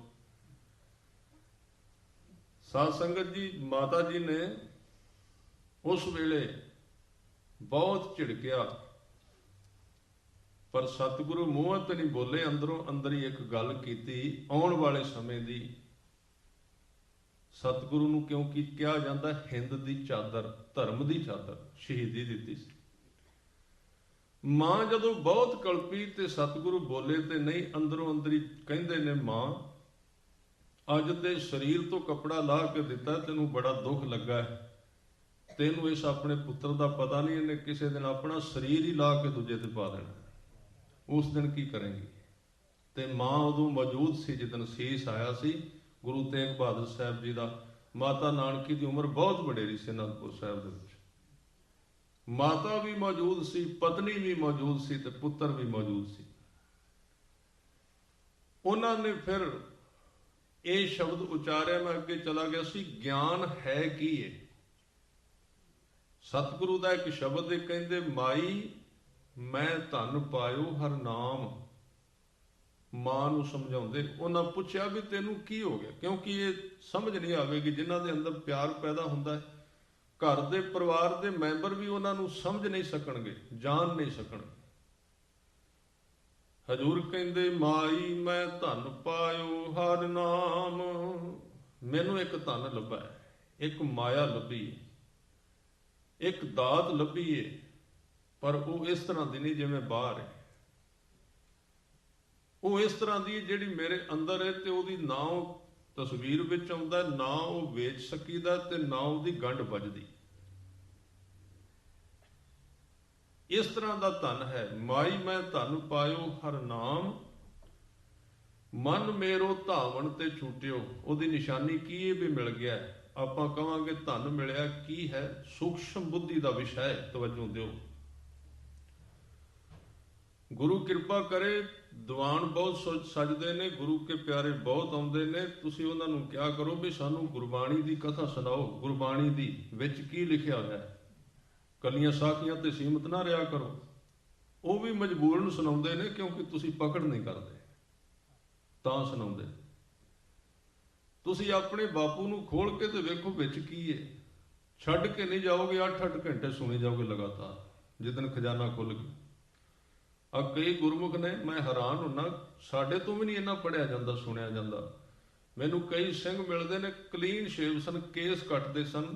ਉੱਥੇ ਟਰਾਂਟੋ ਵਿੱਚ ਘੱਟੋ ਘੱਟ 10-12 ਸਿੰਘ ਮੈਨੂੰ ਮਿਲੇ। ਉਹਨਾਂ ਨੇ ਆਪਣੇ ਪਰਸ ਦੇ ਵਿੱਚ ਆਪਣੀ ਪਹਿਲੀ ਫੋਟੋ ਵੀ ਲਾਈ ਹੈ, ਜਿਹਦੇ ਵਿੱਚ ਨੰਗੇ ਸਿਰ ਕੇਸ ਕੱਟੇ ਨੇ, ਤੇ ਦੂਜੀ ਲਾਈ ਜਿਹਦੇ ਵਿੱਚ ਦਮਾਲਾ ਸਜਾਇਆ ਤੇ ਗਾਤਰਾ ਉੱਤੋਂ ਦੀ ਪਾਇਆ। ਮੈਂ ਕਿਹਾ ਹੈ ਕਿ ਕਹਿੰਦੇ ਵੀ ਅਸੀਂ ਟਰੱਕ ਚਲਾਉਂਦੇ ਆ, ਸਾਡਾ ਸਫ਼ਰ 10-10 12-12 ਘੰਟੇ ਦਾ ਹੁੰਦਾ। ਔਰ ਸਾਧ ਸੰਗਤ ਜੀ, ਮੈਨੂੰ ਕਥਾ ਦੇ ਵਿਚਲੀਆਂ ਉਹ ਗੱਲਾਂ ਉਹਨਾਂ ਨੇ ਮੈਨੂੰ ਦੱਸੀਆਂ ਜਿਹੜੀਆਂ ਮੈਨੂੰ ਵੀ ਭੁੱਲ ਗਈਆਂ ਸਨ ਜਦੋਂ ਮੈਂ ਬੋਲਦਾ ਰਿਹਾ, ਵੀ ਇਸ ਕੈਸਟ ਵਿੱਚ ਇਹ ਹੈ, ਇਹਦੇ ਵਿੱਚ ਇਹ ਹੈ। 8-8 ਘੰਟੇ 10-10 ਘੰਟੇ ਲਗਾਤਾਰ ਉਹ ਸੁਣਦੇ ਗਏ। ਅਸੀਂ ਕਹਾਂਗੇ ਬੜਾ ਔਖਾ ਹੈ। ਸਾਧ ਸੰਗਤ ਜੀ, ਔਖਾ ਨਹੀਂ। ਜਦੋਂ ਦੂਜੀ ਦੁਨੀਆ ਵਿੱਚ ਬੰਦਾ ਵਸਦਾ ਤੇ 3-3 ਘੰਟੇ ਦੀ ਫਿਲਮ ਵੇਖਦਾ ਤੇ ਇੱਕ ਪੈਰ ਵੀ ਨਹੀਂ ਹਿਲਾਉਂਦਾ ਸਾਰਾ ਟਾਈਮ, 3-3 ਘੰਟੇ। ਜਦੋਂ ਉਹ ਹੀ ਬਿਰਤੀ ਉਧਰ ਜਾਗ ਪੈਂਦੀ ਤੇ ਉਹ ਵੀ ਉਸੇ ਤਰ੍ਹਾਂ ਕੰਮ ਕਰਦਾ। ਚੀਜ਼ ਤੇ ਇੱਕੋ ਹੀ ਅੰਦਰ। ਅਸੀਂ ਕਹਿੰਦੇ ਹਾਂ ਗੁਰਬਾਣੀ ਵਿੱਚ ਚਿੱਤ ਨਹੀਂ ਲੱਗਦਾ, ਅਸੀਂ ਲਾਉਂਦੇ ਨਹੀਂ। ਚਿੱਤ ਤਾਂ ਲੱਗਦਾ, ਅਸੀਂ ਸਿਰਫ ਉਧਰ ਵੇਖੋ ਕਿੰਨਾ ਕਿੰਨਾ ਟਾਈਮ, 8-8 ਘੰਟੇ ਆਦਮੀ ਤਾਸ਼ ਖੇਡੀ ਜਾਂਦਾ। ਤੁਸੀਂ ਉੱਥੇ ਵੇਖੋ। ਗੱਲ ਇਹ ਹੈ ਵੀ ਅੰਦਰ ਉਤਸ਼ਾਹ ਹੈ ਕਿ ਨਹੀਂ, ਚਾਹ ਹੈ ਕਿ ਨਹੀਂ। ਉਤਸ਼ਾਹ ਤਾਂ ਜਾਗੇਗਾ ਜੇ ਅਸੀਂ ਸਤਿਗੁਰਾਂ ਦੇ ਇਤਿਹਾਸ, ਸਾਹਿਬਜ਼ਾਦਿਆਂ ਦੀਆਂ ਕੁਰਬਾਨੀਆਂ, ਗੁਰੂ ਕੇ ਪਿਆਰਿਆਂ ਦੇ ਜੀਵਨ ਸੁਣਾਂਗੇ, ਪਤਾ ਲੱਗੇਗਾ ਸਿੱਖੀ ਕਿੰਨੀ ਕੁ ਤਾਜ਼ੀ, ਕਿੰਨੀ ਕੁ ਨਵੀਂ ਹੈ। ਮੈਂ ਬੇਨਤੀ ਕਰ ਰਿਹਾ ਸੀ, ਉਹ ਧਨ ਅੰਦਰ ਹੈ ਜਿਹਨੂੰ ਗੁਰੂ ਤੇਗ ਬਹਾਦਰ ਸਾਹਿਬ ਕਹਿੰਦੇ, ਮਾਈ ਮੈਂ ਧਨ ਪਾਇਓ ਹਰ ਨਾਮ। ਉਹਦੀ ਨਿਸ਼ਾਨੀ ਕੀ ਹੈ ਜੀ? ਮੈਨੂੰ ਧਨ ਮਿਲ ਗਿਆ, ਹੋਰ ਕੋਈ ਨਿਸ਼ਾਨੀ ਨਹੀਂ ਬਾਹਰੋਂ। ਨਾ ਉਸ ਬਾਹਰ ਕਿਤੇ ਕੱਪੜਿਆਂ ਵਿੱਚ ਫਰਕ ਪੈਂਦਾ, ਨਾ ਹੋਰ ਕਿਤੇ ਪੈਂਦਾ। ਉਹਦੀ ਨਿਸ਼ਾਨੀ ਕੀ ਹੈ ਜੀ? ਕਹਿੰਦੇ ਇਹ ਨਿਸ਼ਾਨੀ ਹੈ ਵੀ ਮਨ ਮੇਰੋ ਧਾਵਣ ਤੇ ਛੂਟਿਓ। ਧਾਵਣ ਦਾ ਅਰਥ ਹੈ ਭੱਜਣਾ। ਇਹ ਮਨ ਜਿਹੜਾ ਦੌੜਦਾ ਭੱਜਦਾ ਸੀ ਨਾ, ਕਹਿੰਦੇ ਹੁਣ ਭੱਜਦਾ ਨਹੀਂ, ਟਿਕ ਗਿਆ, ਉਹਦੇ ਕੋਲ ਬੈਠਾ ਰਹਿੰਦਾ ਉਸ ਬਖਸ਼ਿਸ਼ ਦੇ, ਉਹਦੇ ਵਿੱਚ ਟਿਕਿਆ, ਉੱਥੋਂ ਰਸ ਪੀ ਵੀ ਜਾਂਦਾ। ਉਹ ਇੱਕ ਐਸੀ ਬਾਣੀ ਹੈ, ਐਸੀ ਆਵਾਜ਼ ਹੈ ਜਿਹਨੂੰ ਉਹ ਮਨ ਮਹਿਸੂਸ ਕਰਦਾ ਰਹਿੰਦਾ, ਉਹਦੇ ਵਿੱਚੋਂ ਅੰਮ੍ਰਿਤ ਪੀਂਦਾ ਰਹਿੰਦਾ। ਗੁਰੂ ਸਾਹਿਬ ਨੇ ਉਹਦੀ ਅਵਸਥਾ ਬਾਣੀ ਵਿੱਚ ਕਹੀ, ਆਓ ਪੜ੍ਹੀਏ ਪਿਆਰ ਨਾਲ। ਅੰਮ੍ਰਿਤ ਬਾਣੀ ਹਰ ਹਰ ਤੇਰੀ, ਅੰਮ੍ਰਿਤ ਬਾਣੀ ਹਰ ਹਰ ਤੇਰੀ, ਅੰਮ੍ਰਿਤ ਬਾਣੀ ਹਰ ਹਰ ਤੇਰੀ, ਅੰਮ੍ਰਿਤ ਬਾਣੀ ਹਰ ਹਰ ਤੇਰੀ, ਅੰਮ੍ਰਿਤ ਬਾਣੀ ਹਰ ਹਰ ਤੇਰੀ, ਅੰਮ੍ਰਿਤ ਬਾਣੀ ਹਰ ਹਰ ਤੇਰੀ, ਅੰਮ੍ਰਿਤ ਬਾਣੀ ਹਰ ਹਰ ਤੇਰੀ, ਅੰਮ੍ਰਿਤ ਬਾਣੀ ਹਰ ਹਰ ਤੇਰੀ।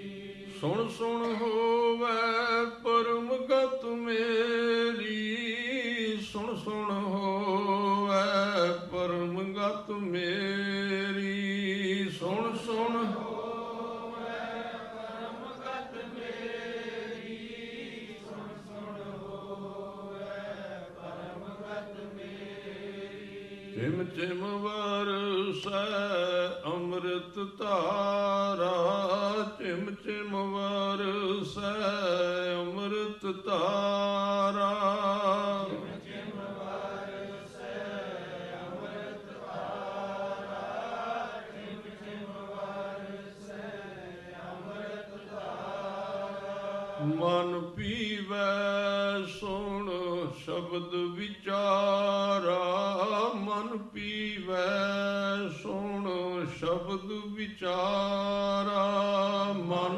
ਪੀਵੈ ਸੁਣ ਸ਼ਬਦ ਵਿਚਾਰਾ, ਮਨ ਪੀਵੈ ਸੁਣ ਸ਼ਬਦ ਵਿਚਾਰਾ। ਮਨ ਫਿਰ ਪੀਣ ਲੱਗ ਪੈਂਦਾ, ਕੱਲਾ ਤਨ ਨਹੀਂ ਪੀਂਦਾ, ਮਨ ਵੀ ਪੀਂਦਾ। ਮਨ ਸ਼ਬਦ ਦੀ ਵਿਚਾਰ ਨੂੰ ਪੀਂਦਾ ਤੇ ਉਹਦੇ ਕੋਲ ਬਹਿ ਜਾਂਦਾ। ਅਸੀਂ ਮਨ ਨੂੰ ਕਹਿੰਦੇ ਆ ਰੋਕੀਏ, ਨਹੀਂ, ਐਵੇਂ ਨਾ ਜ਼ੋਰ ਲਾਉਂਦੇ ਰਹਿਣਾ, ਇਸ ਨੇ ਨਹੀਂ ਰੁਕਣਾ। ਜਿਹੜੀ ਚੀਜ਼ ਨਾਲ ਅਸੀਂ ਰੋਕਨੇ ਆ ਉੱਥੇ ਇੱਕ ਗਲਤੀ ਹੋ ਜਾਂਦੀ,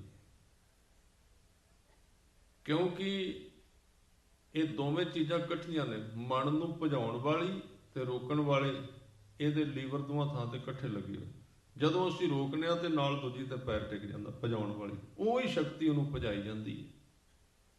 ਗੁਰੂ ਸਾਹਿਬ ਕਹਿੰਦੇ ਤੂੰ ਐਵੇਂ ਨਾ ਮਨ ਨੂੰ ਰੋਕਣ ਦੇ ਚੱਕਰ ਵਿੱਚ ਪਈ ਹੈ, ਤੇ ਹਜ਼ਾਰਾਂ ਸਾਲ ਤੋਂ ਪੀਸਰ ਬੈਠੇ ਰਹੇ, ਉਹਨਾਂ ਤੋਂ ਨਹੀਂ ਰੁਕਿਆ, ਤੂੰ ਨਹੀਂ ਰੋਕ ਸਕੇਗਾ। ਗੁਰੂ ਸਾਹਿਬ ਨੇ ਕਿਹਾ ਵੀ ਤੂੰ ਨਾਮ ਸ਼ਬਦ ਨਾਲ ਧਿਆਨ ਲਾ, ਜਦੋਂ ਧਿਆਨ ਇੱਧਰ ਆ ਗਿਆ ਉਹਨੇ ਆਪੇ ਰੁਕਣੇ, ਆਪੇ ਚੱਲਣੇ ਨਹੀਂ। ਤੂੰ ਬਾਣੀ ਵਿੱਚ ਆਪਣੀ ਤਵੱਜੋ ਨੂੰ ਲਾਉਣਾ ਹੈ, ਧਿਆਨ ਨੂੰ, ਤੂੰ ਮਨ ਨੂੰ ਨਹੀਂ ਰੋਕਣਾ।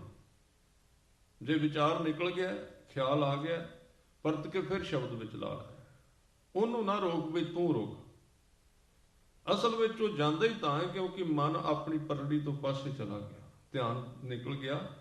ਇਸ ਕਰਕੇ ਜਿਨ੍ਹਾਂ ਦਾ ਮਨ, ਜਦੋਂ ਮਨ ਦੀ ਖੁਰਾਕ ਹੈ ਰਸ, ਰਸ ਤੋਂ ਬਿਨਾਂ ਮਨ ਨਹੀਂ ਰੁਕੇਗਾ, ਆਨੰਦ ਤੋਂ ਬਿਨਾਂ ਕਿਸੇ ਦਾ ਮਨ ਨਹੀਂ ਟਿਕਿਆ ਅੱਜ ਤੱਕ। ਤਵਾਰੀਖ ਹਜ਼ਾਰਾਂ ਸਾਲਾਂ ਦੀ ਪੜ੍ਹ ਲਓ।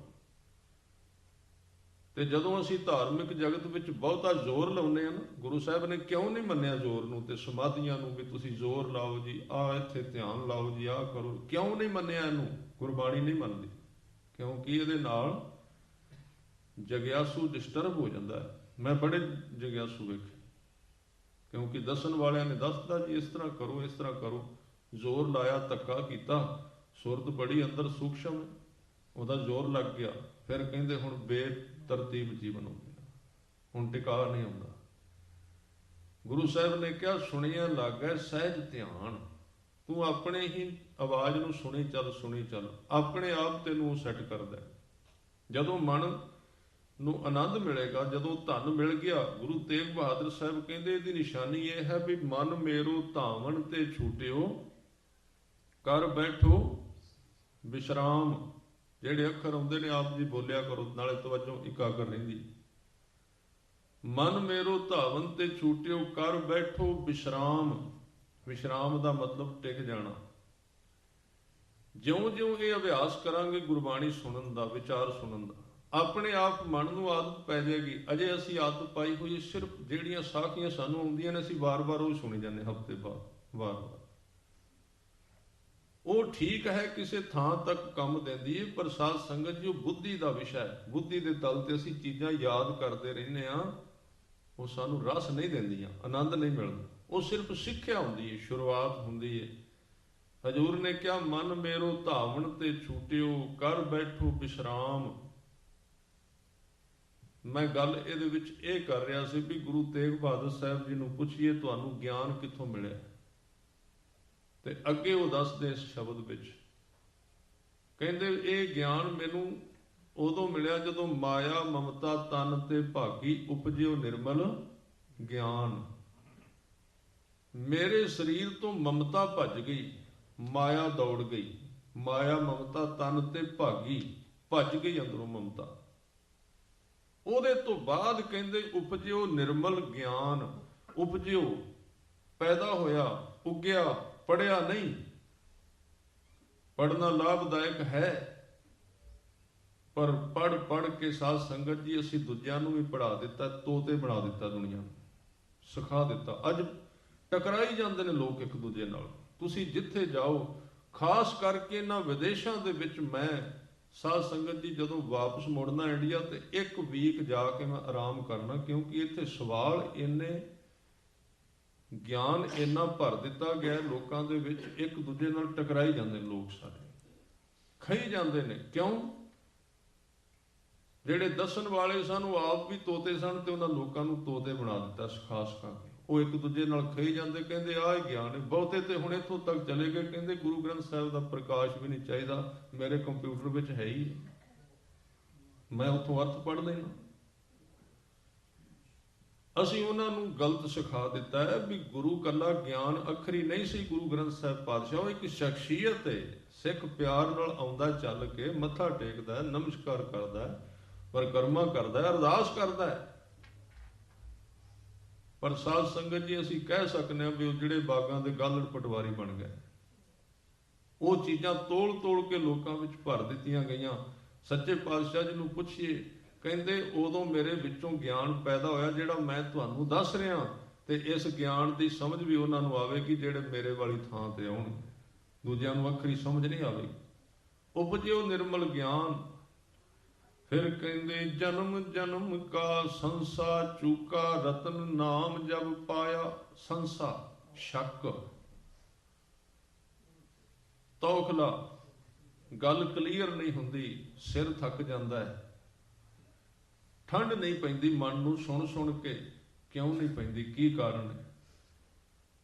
ਕਹਿੰਦੇ ਭਾਈ ਸੰਸਾ ਉਦਣ ਤੁਹਾਡਾ ਮੁੱਕਣਾ, ਮਿਟਣਾ, ਜਿੱਦਣ ਤੁਹਾਨੂੰ ਆਪਣੇ ਅੰਦਰੋਂ ਨਾਮ ਰਤਨ ਦੀ ਦਾਤ ਪ੍ਰਾਪਤ ਹੋ।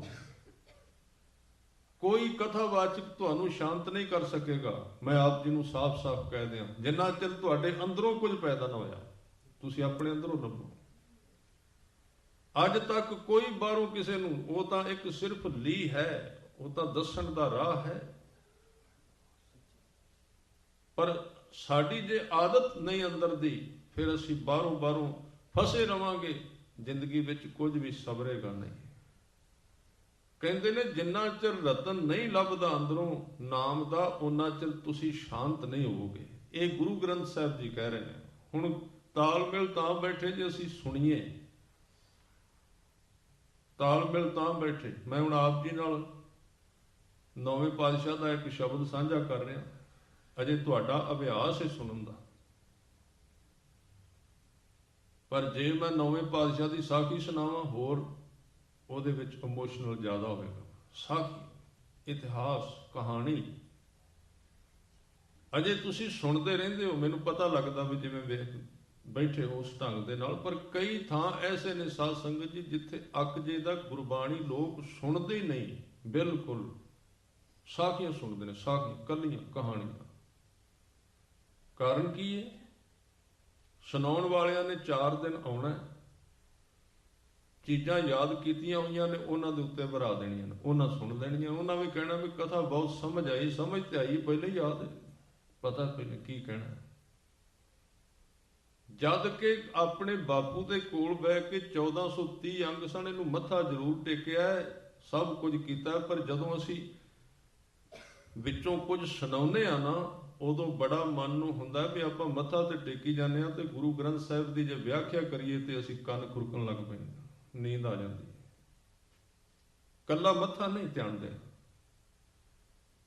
ਆਪਣੇ ਆਪ ਨੂੰ ਚੇਂਜ ਕਰੀਏ, ਸ਼ਬਦ ਦੇ ਨੇੜੇ ਲਿਆਈਏ, ਗੁਰਬਾਣੀ ਦੇ ਨੇੜੇ ਲਿਆਈਏ, ਉੱਥੋਂ ਪਤਾ ਲੱਗੇਗਾ। ਕਿਉਂਕਿ ਗੁਰੂ ਗ੍ਰੰਥ ਸਾਹਿਬ ਸਾਨੂੰ ਪੱਠੇ ਨਹੀਂ ਪਾਉਣਗੇ, ਅਸੀਂ ਤੁਹਾਨੂੰ ਪੱਠੇ ਪਾਉਂਦੇ ਹਾਂ, ਤੁਹਾਡੀ ਉਸਤਤ ਕਰਨੇ ਆ, ਅਸੀਂ ਉਹ ਸੁਣਾਉਂਦੇ ਹਾਂ ਜੋ ਤੁਹਾਨੂੰ ਚੰਗਾ ਲੱਗਦਾ ਹੈ। ਗੁਰੂ ਗ੍ਰੰਥ ਸਾਹਿਬ ਕਹਿੰਦੇ ਮੈਂ ਤੈਨੂੰ ਉਹ ਸੁਣਾਵਾਂਗਾ ਜੋ ਮੇਰਾ ਤਜਰਬਾ ਹੈ।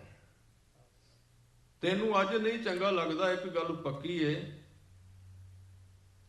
ਗੁਰੂ ਅੰਗਦ ਦੇਵ ਜੀ ਜਦੋਂ ਗੁਰੂ ਨਾਨਕ ਦੇਵ ਜੀ ਕੋਲ ਆਏ ਸਨ, ਇਹਦੇ ਤੋਂ ਪਹਿਲਾਂ ਉਹਨਾਂ ਦੀ ਦੁਕਾਨ ਸੀ, ਇੱਕ ਸੌਦੇ ਦੀ ਦੁਕਾਨ। ਇੱਕ ਵਾਰੀ ਪਹਿਲਾਂ ਆਏ ਸਨ ਇਕੱਲੇ ਘੋੜੀ ਤੇ ਚੜ੍ਹ ਕੇ, ਤੇ ਜਦੋਂ ਮਿਲ ਕੇ ਚਲੇ ਗਏ ਵੀ ਸਲਾਹ ਕਰ ਲਈ ਵੀ ਹੁਣ ਆਉਣਾ ਪੱਕਾ ਹੈ ਗੁਰੂ ਕੋਲ। ਮਹਾਰਾਜ ਨੂੰ ਬੇਨਤੀ ਕੀਤੀ ਜੀ ਮੈਂ ਇੱਕ ਵਾਰੀ ਜਾ ਕੇ ਸਾਰਿਆਂ ਦਾ ਪ੍ਰਬੰਧ ਕਰਕੇ ਆਵਾਂ ਤੇ ਮੈਂ ਤੁਹਾਡੀ ਸੇਵਾ ਵਿੱਚ। ਕਹਿੰਦੇ ਜਾਓ। ਜਦੋਂ ਗਏ, ਆਉਣ ਲੱਗੇ, ਕਹਿੰਦੇ ਨੇ ਸੱਚੇ ਪਾਤਸ਼ਾਹ ਨੇ 2 ਚੀਜ਼ਾਂ ਗੁਰੂ ਸਾਹਿਬ ਨੂੰ ਭੇਟ ਕਰਨ ਵਾਸਤੇ ਚੁੱਕੀਆਂ ਦੁਕਾਨ ਵਿੱਚੋਂ। ਇੱਕ ਚਟਾਈ ਸੀ ਜਿਹੜੀ ਥੱਲੇ ਵਿਛਾਈ ਦੀ, ਤੇ ਇੱਕ ਲੂਣ ਦੀ ਸਿੱਲ ਨਮਕ ਦੀ, ਉਹ ਸਿਰ ਤੇ ਰੱਖ ਲਈ 15-20 ਕਿਲੋ ਦੀ, ਸਿਰ ਤੇ ਰੱਖ ਕੇ ਤੁਰ ਪਏ ਕਰਤਾਰਪੁਰ ਸਾਹਿਬ ਵੱਲ। ਰਾਹ ਵਿੱਚ ਇੱਕ ਸੱਜਣ ਮਿਲਿਆ, ਆ ਗਏ ਕਰਤਾਰਪੁਰ, ਨਾਲ ਸਨ। ਗੁਰੂ ਸਾਹਿਬ ਦੇ ਅੱਗੇ ਲੂਣ ਦੀ ਸਿੱਲ ਜਿਹੜੀ ਸੀ ਨਾ ਰੱਖ ਦਿੱਤੀ, 10-15 ਕਿਲੋ ਲੂਣ ਸੀ। ਹਜ਼ੂਰ ਨੇ ਵੀ ਉਸ ਲੂਣ ਨੂੰ ਚੰਗੀ ਤਰ੍ਹਾਂ ਵੇਖਿਆ। ਗੁਰੂ ਨਾਨਕ ਦੇਵ ਜੀ, ਗੁਰੂ ਨਾਨਕ ਦੇਵ ਜੀ ਨੇ ਕਦੀ ਕਿਸੇ ਚੀਜ਼ ਨੂੰ, ਜਿਹੜੇ ਉਹਨਾਂ ਨੂੰ ਚੜਾਉਂਦੇ ਸਨ, ਕੋਈ ਬਹੁਤਾ ਤਵੱਜੋ ਨਹੀਂ ਸੀ ਦਿੰਦੇ। ਪਰ ਪਤਾ ਨਹੀਂ, ਸੰਗਤ ਵੀ ਵੇਖ ਰਹੀ ਸੀ ਵੀ ਅੱਜ ਬਾਬੇ ਨਾਨਕ ਨੇ ਆਪਣੇ ਇਸ ਸੇਵਕ ਦੁਆਰਾ ਚੜਾਈ ਹੋਈ ਚੀਜ਼ ਨੂੰ ਬੜੇ ਧਿਆਨ ਨਾਲ ਵੇਖਿਆ, ਉੱਤੇ ਹੱਥ ਵੀ ਲਾ ਕੇ ਵੇਖਿਆ। ਗੱਲ ਕੀ ਹੈ? ਤੇ ਲੂਣ ਹੈ, ਸਾਰਿਆਂ ਤੋਂ ਸਸਤਾ ਹੈ, ਸਾਰੀਆਂ ਚੀਜ਼ਾਂ ਤੋਂ ਸਸਤਾ ਲੂਣ। ਇਹ ਨਹੀਂ ਕਿ ਹੀਰਾ ਹੈ, ਕੋਈ ਸੋਨਾ ਹੈ। ਗੱਲ ਚੱਲਦੀ ਚੱਲਦੀ ਇੱਥੇ ਆ ਗਈ ਵੀ ਗੱਲ ਕੀ ਹੈ? ਲੈਣਾ ਲਿਆਇਆ ਤੇ ਲੂਣ ਹੀ ਹੈ। ਤੇ ਗੁਰੂ ਨਾਨਕ ਨੇ ਉਹਦੇ ਲੂਣ ਵੱਲ ਬੜਾ ਧਿਆਨ ਦਿੱਤਾ। ਗੱਲ ਕੀ ਹੈ? ਮਹਾਰਾਜ ਜੀ ਨੂੰ ਪੁੱਛ ਲਿਆ। ਹਜ਼ੂਰ ਕਹਿੰਦੇ ਭਾਈ ਧਰਮ ਦੀ ਸ਼ੁਰੂਆਤ ਹੀ ਲੂਣ ਤੋਂ ਹੁੰਦੀ ਹੈ। ਕੌੜਾ ਹੈ ਸ਼ੁਰੂਆਤ, ਕੌੜੀ ਹੈ। ਸਿਲਾ ਅਲੂਣੀ ਚਟਣੀ ਭਾਈ ਗੁਰਦਾਸ ਜੀ, ਜਦੋਂ ਤੁਸੀਂ ਸ਼ੁਰੂ ਕਰੋਗੇ ਧਰਮ ਕੌੜਾ ਹੋਵੇਗਾ। ਜਿਹੜਾ ਧਰਮ ਸ਼ੁਰੂ ਵਿੱਚ ਹੀ ਕੌੜਾ ਨੇ, ਉਹਨੂੰ ਧਰਮ ਨਾ ਸਮਝਣਾ, ਧੋਖਾ ਹੁੰਦਾ ਤੁਹਾਡੇ ਨਾਲ। ਜਿਹੜਾ ਸ਼ੁਰੂ ਵਿੱਚ ਮਿੱਠਾ, ਕਿਉਂਕਿ ਉਹ ਸਾਡੀ ਵਿਆਖਿਆ ਕਰਦਾ, ਸਾਡੀਆਂ ਆਦਤਾਂ ਨੂੰ ਪੱਠੇ ਪਾਉਂਦਾ ਵੀ ਤੁਸੀਂ ਠੀਕ ਹੋ, ਤੁਸੀਂ ਠੀਕ ਹੋ, ਤੁਸੀਂ ਸਾਰੇ ਗੁਰਮੁਖ ਹੋ। ਉਹ ਇੱਕ ਪੱਖੋਂ ਸਿੱਖ ਕਹਿੰਦਾ ਵੀ ਸਾਰੇ ਮੇਰੇ ਤੋਂ ਚੰਗੇ, ਹੋਰ ਚੀਜ਼ ਹੈ। ਪਰ ਧਰਮ ਦੀ ਸ਼ੁਰੂਆਤ ਮਿੱਠੀ ਨਹੀਂ। ਜੇ ਮਿੱਠਾ ਲੱਗਦਾ ਤੇ ਤੁਹਾਡੇ ਨਾਲ ਧੋਖਾ ਹੋ ਰਿਹਾ ਹੈ। ਸ਼ੁਰੂ ਵਿੱਚ ਕੌੜਾ ਲੱਗੇਗਾ, ਗੁਰਬਾਣੀ ਕੌੜੀ ਲੱਗੇਗੀ, ਗੱਲਾਂ ਮਿੱਠੀਆਂ ਲੱਗਣਗੀਆਂ, ਮਸਾਲੇ ਮਿੱਠੇ ਲੱਗਣਗੇ। ਅੱਜ ਤੇ ਧਰਮ ਥੋੜੀ ਰਹਿ ਗਿਆ, ਵਿਆਖਿਆ ਥੋੜੀ ਹੈ। ਬਹੁਤੇ ਲੋਕਾਂ ਨੇ ਧਰਮ ਦਾ ਮਰਾਸੀਪਣ ਕਰ ਦਿੱਤਾ ਹੈ। ਮਰਾਸੀਪਣ, ਟਿਚਕਰਾਂ ਕਰਨੀਆਂ, ਮਖੌਲ ਕਰਨੇ, ਇੰਟਰਨੈਟ ਤੇ ਚੜਾ ਦੇਣੇ, ਪਿੱਛੋਂ ਤਾੜੀਆਂ ਮਾਰ ਕੇ ਹੱਸਣਾ, ਗੱਲਾਂ ਸੁਣਾਉਣੀ, ਇਹ ਵਿਆਖਿਆ ਹੋ ਗਈ ਧਰਮ। ਸਾਧ ਸੰਗਤ ਜੀ, ਸਿਲਾ ਅਲੂਣੀ, ਜਦੋਂ ਅਸੀਂ, ਮੈਂ ਜਿਹੜੀ ਗੱਲ ਕਰ ਰਿਹਾ ਸੀ ਵੀ ਜਿਸ ਬਾਪੂ ਨੂੰ ਮੱਥਾ ਟੇਕਨੇ ਉਹਦੀ ਗੱਲ ਵੀ ਸੁਣੋ। ਬਾਹਰੋਂ ਅਸੀਂ ਘੋੜੇ ਭਜਾ ਕੇ ਸਾਰੇ ਤੁਰ ਜਾਂਦੇ ਹਾਂ, ਤੁਹਾਡੇ ਅੰਦਰ ਗੁਰਬਾਣੀ ਨਹੀਂ ਜਾਂਦੀ। ਇਸ ਕਰਕੇ 9ਵੇਂ ਪਾਤਸ਼ਾਹ ਜੀ ਕਹਿ ਰਹੇ ਨੇ, ਜਿੰਨਾ ਚਿਰ ਤੁਹਾਨੂੰ ਅੰਦਰੋਂ ਨਾਮ ਦਾ ਹੀਰਾ ਨਾ ਲੱਭਾ, ਉਹਨਾਂ ਚਿਰ ਤੁਹਾਨੂੰ ਨਾ ਕਿਸੇ ਕਥਾ ਨੇ ਸ਼ਾਂਤ ਕਰਨਾ, ਨਾ ਕਿਸੇ ਕੀਰਤਨ ਨੇ, ਨਾ ਕਿਸੇ ਪਾਠ ਨੇ। ਅੰਦਰੋਂ ਆਪਣੇ ਆਪ ਨੂੰ ਖੋਜੋ, ਤੇ ਉਹ ਖੋਜਣਾ ਉਹਨਾਂ ਤਿੰਨ ਚੀਜ਼ਾਂ ਦੇ ਨਾਲ ਜਿਹੜੀਆਂ ਆਪਾਂ ਪਹਿਲਾਂ ਕਹੀਆਂ। ਕਹਿੰਦੇ ਨੇ ਜਨਮ ਜਨਮ ਕਾ ਸੰਸੇ, ਕਹਿੰਦੇ ਹੁਣ ਤੇ ਨਹੀਂ। ਅਸੀਂ ਕਹਿੰਦੇ ਆ ਇੱਕ ਛੋਟਾ ਜਿਹਾ ਸ਼ੰਕਾ ਹੈ, ਸਵਾਲ ਹੈ, ਚਲੋ ਚੰਗੀ ਗੱਲ ਹੈ, ਸਵਾਲ ਹੋਣਾ ਚਾਹੀਦਾ।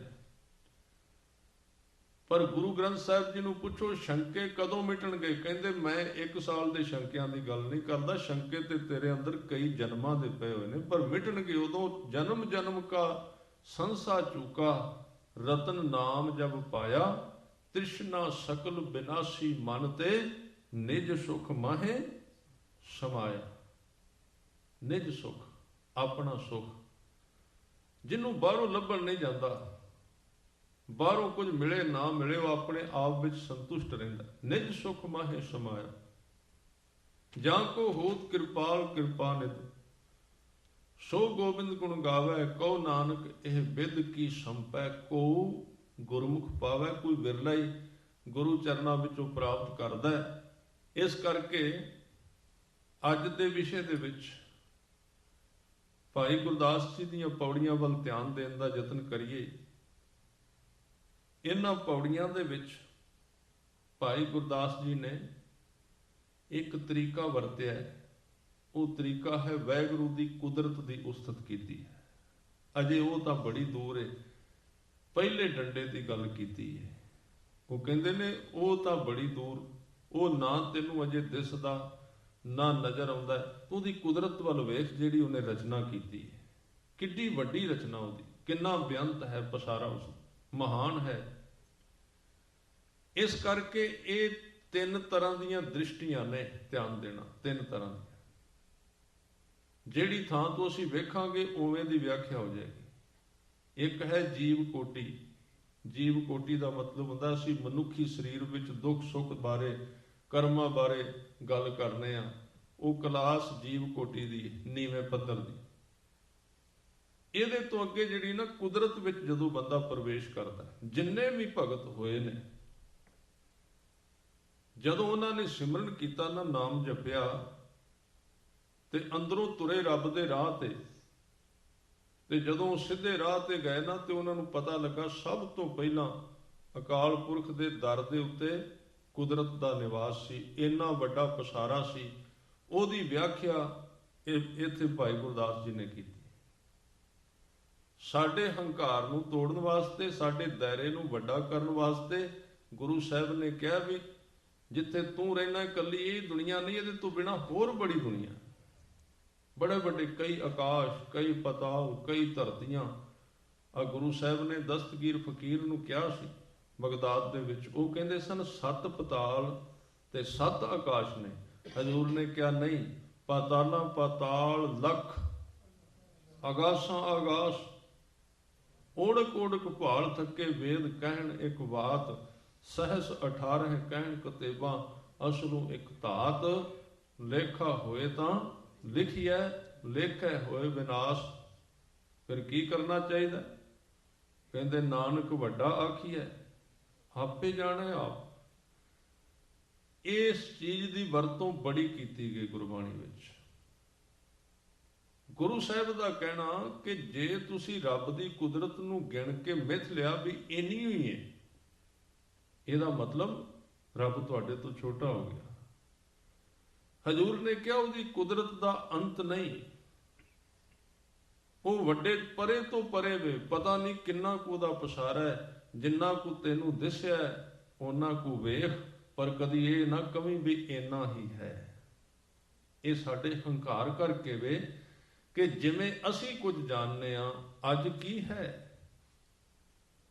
ਅੱਜ ਵਿਵਾਦ ਕਿਉਂ ਨੇ, ਅੱਜ ਟਕਰਾਅ ਕਿਉਂ ਨੇ, ਅੱਜ ਗਰੁੱਪਬਾਜ਼ੀ ਕਿਉਂ ਬਣ ਗਈ? ਤਾਂ ਬਣੀ ਅਸੀਂ ਕਿਹਾ ਵੀ ਜਿਵੇਂ ਸਾਨੂੰ ਪਤਾ ਲੱਗਾ ਹੈ ਧਰਮ ਉਹ ਹੀ ਹੈ, ਦੂਜਿਆਂ ਨੂੰ ਕੋਈ ਪਤਾ ਨਹੀਂ ਹੈ। ਜਦ ਕਿ ਗੁਰੂ ਸਾਹਿਬ ਨੇ ਕਿਹਾ ਕਿੰਨੇ ਤੈਨੂੰ ਗਾ ਰਹੇ ਨੇ, ਤੁਸੀਂ ਸੋਦਰ ਪੜ੍ਹਦੇ ਹੋ, ਹੁਣੇ ਸੁਣਿਆ ਹੋਵੇਗਾ, ਕਿੰਨੇ ਕਹੇ ਨੇ ਤੈਨੂੰ ਗਾ ਰਹੇ ਨੇ, ਗਾ ਰਹੇ ਨੇ। ਤੇ ਜਦੋਂ ਅਖੀਰ ਤੇ ਜਾਂਦੇ ਫਿਰ ਕਹਿੰਦੇ ਹੋਰ ਕੇਤੇ ਤੁਧ ਨੂੰ ਗਾਵਣ, ਸੇ ਮੈਂ ਚਿਤ ਨਾ ਆਵਣ। ਤੇਰੇ ਗਾਉਣ ਵਾਲੇ ਨਹੀਂ ਗਿਣੇ ਜਾਂਦੇ, ਤੈਨੂੰ ਕਿਵੇਂ ਗਿਣਾਂਗੇ? ਨਾਨਕ ਕਿਆ ਵਿਚਾਰੇ। ਜਦੋਂ ਸਾਡੇ ਅੰਦਰ ਹੰਕਾਰ ਹੋਵੇਗਾ, ਅਸੀਂ ਕਵਾਂਗੇ ਜਿਹੜਾ ਮੈਨੂੰ ਪਤਾ ਲੱਗਾ ਉਹ ਹੀ ਹੈ। ਅਸੀਂ ਸੋਚਨੇ ਆ ਬ੍ਰਹਿਮੰਡ ਨੂੰ ਬਸ ਦੋ ਹੀ ਚੀਜ਼ਾਂ ਨੇ, ਮਨਮੁਖ ਤੇ ਗੁਰਮੁਖ। ਇਹਦੀ ਵਿਆਖਿਆ ਕੀ ਹੈ? ਧਰਮੀ ਤੇ ਅਧਰਮੀ ਦੀ ਵਿਆਖਿਆ ਕੀ ਹੈ? ਜਦੋਂ ਬੰਦੇ ਕੋਲ ਧਰਮ ਆਵੇਗਾ, ਉਹ ਇਹ ਮੰਨ ਲਏਗਾ ਮੈਨੂੰ ਉਹ ਚਲਾ ਰਿਹਾ ਹੈ, ਅਕਾਲ ਪੁਰਖ। ਜਿਉਂ ਤੂੰ ਚਲਾਵੇਂ ਤਿਵੇਂ ਚੱਲਣਾ ਸੁਆਮੀ, ਹੋਰ ਕਿਆ ਜਾਣਾ ਗੁਣ ਤੇਰੇ। ਤੇ ਜਦੋਂ ਹੰਕਾਰ ਆਵੇਗਾ, ਉਦੋਂ ਅਸੀਂ ਕਵਾਂਗੇ ਮੈਂ ਚਲਾ ਰਿਹਾ ਸੰਸਾਰ ਨੂੰ। ਦੋ ਹੀ ਰਾਹ ਨੇ, ਮੈਂ ਚਲਾ ਰਿਹਾ ਪਰਿਵਾਰ ਨੂੰ, ਮੈਂ ਚਲਾ ਰਿਹਾ ਸਿਸਟਮ ਨੂੰ, ਮੈਂ ਚਲਾ ਰਿਹਾ ਗੁਰਦੁਆਰੇ ਨੂੰ। ਉਦੋਂ ਇਹ ਬਿਰਤੀ ਪੈਦਾ ਹੋਈ। ਦੋ ਬਿਰਤੀਆਂ ਨੇ, ਇੱਕ ਮੈਂ ਚਲਾ ਰਿਹਾ, ਇੱਕ ਇਹ ਵੇਖਣਾ ਵੀ ਮੇਰੇ ਉੱਤੇ ਕਿਸੇ ਦਾ ਹੱਥ ਹੈ, ਉਹ ਦਿਸ ਪੈਣਾ, ਕੋਈ ਮੈਨੂੰ ਚਲਾ ਰਿਹਾ ਤੇ ਉਸ ਚਾਲ ਵਿੱਚ ਚੱਲਣਾ ਹੈ। ਦੋ ਰਾਹ ਨੇ।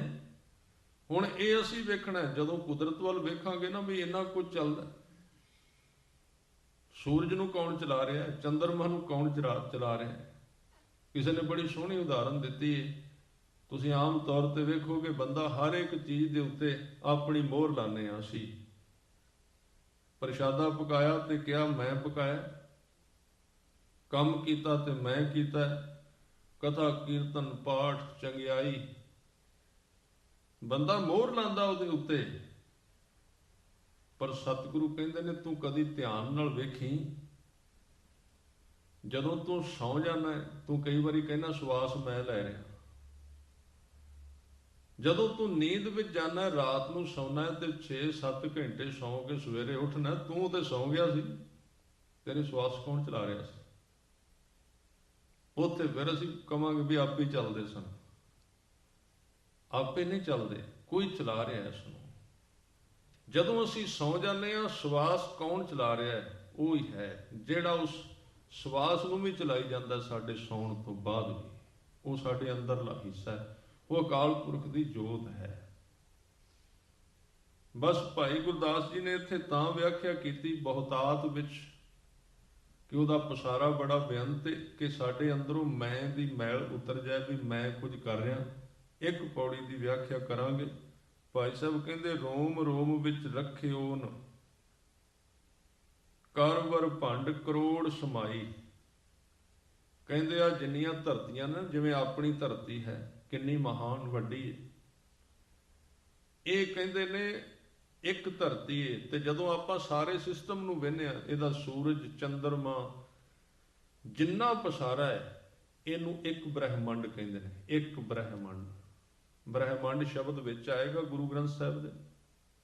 ਜੋ ਬ੍ਰਹਿਮੰਡੇ ਸੋਈ ਪਿੰਡੇ, ਗਾਵਨ ਤੁਧਨੋ ਖੰਡ ਮੰਡਲ ਬ੍ਰਹਿਮੰਡਾ।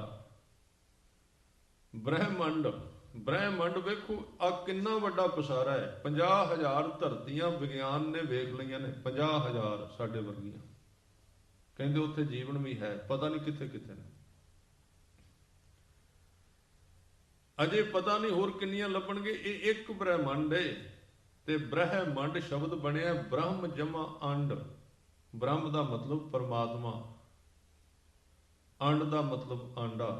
ਇੱਕ ਬ੍ਰਹਿਮੰਡ ਅਕਾਲ ਪੁਰਖ ਦਾ ਇੱਕ ਆਂਡਾ ਹੈ, ਉਹਦੀ ਉਪਜ ਉਹਨੇ ਪੈਦਾ ਕੀਤਾ। ਜਿਵੇਂ ਮੁਰਗੀ ਇੱਕ ਆਂਡਾ ਦਿੰਦੀ ਸਿਰਫ, ਉਹਦੇ ਵਾਸਤੇ ਇੰਨਾ ਹੋਇਆ ਬ੍ਰਹਿਮੰਡ ਇੰਨਾ ਵੱਡਾ।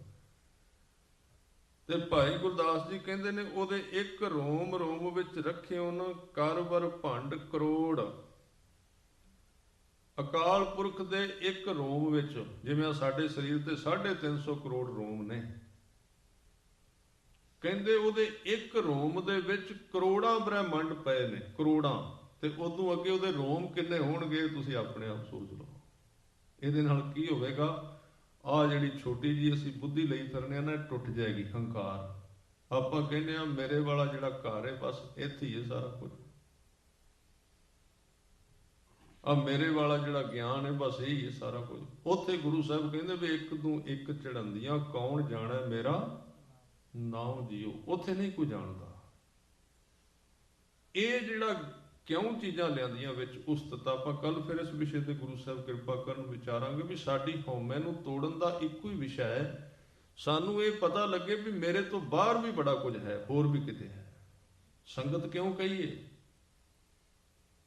ਸੰਗਤ ਵਿੱਚ ਆਉਣਾ, ਗੁਰਸਿੱਖਾਂ ਦੀ ਸੰਗਤ ਤਾਂ ਗੁਰੂ ਸਾਹਿਬ ਨੇ ਪਰਪੱਕ ਕੀਤਾ ਵੀ ਕਈ ਵਾਰੀ ਆਪਣੇ ਤੌਰ ਤੇ ਆਪਾਂ ਸੋਚਦੇ ਹਾਂ ਵੀ ਮੈਂ ਪਤਾ ਨਹੀਂ ਕਿੱਥੇ ਪਹੁੰਚ ਗਿਆ, ਪਰ ਜਦੋਂ ਆਪਾਂ ਇੱਥੇ ਆ ਕੇ ਬਹਿਨੇ ਆ ਨਾ ਇੱਥੇ, ਉਦੋਂ ਪਤਾ ਲੱਗਦਾ ਵੀ ਆਪਣੇ ਨਾਲ ਆਪਣੇ ਤੋਂ ਅੱਗੇ ਕਿੰਨੇ ਹੋਰ ਗੁਰਮੁਖ ਸਮਝਨੇ ਹੋ।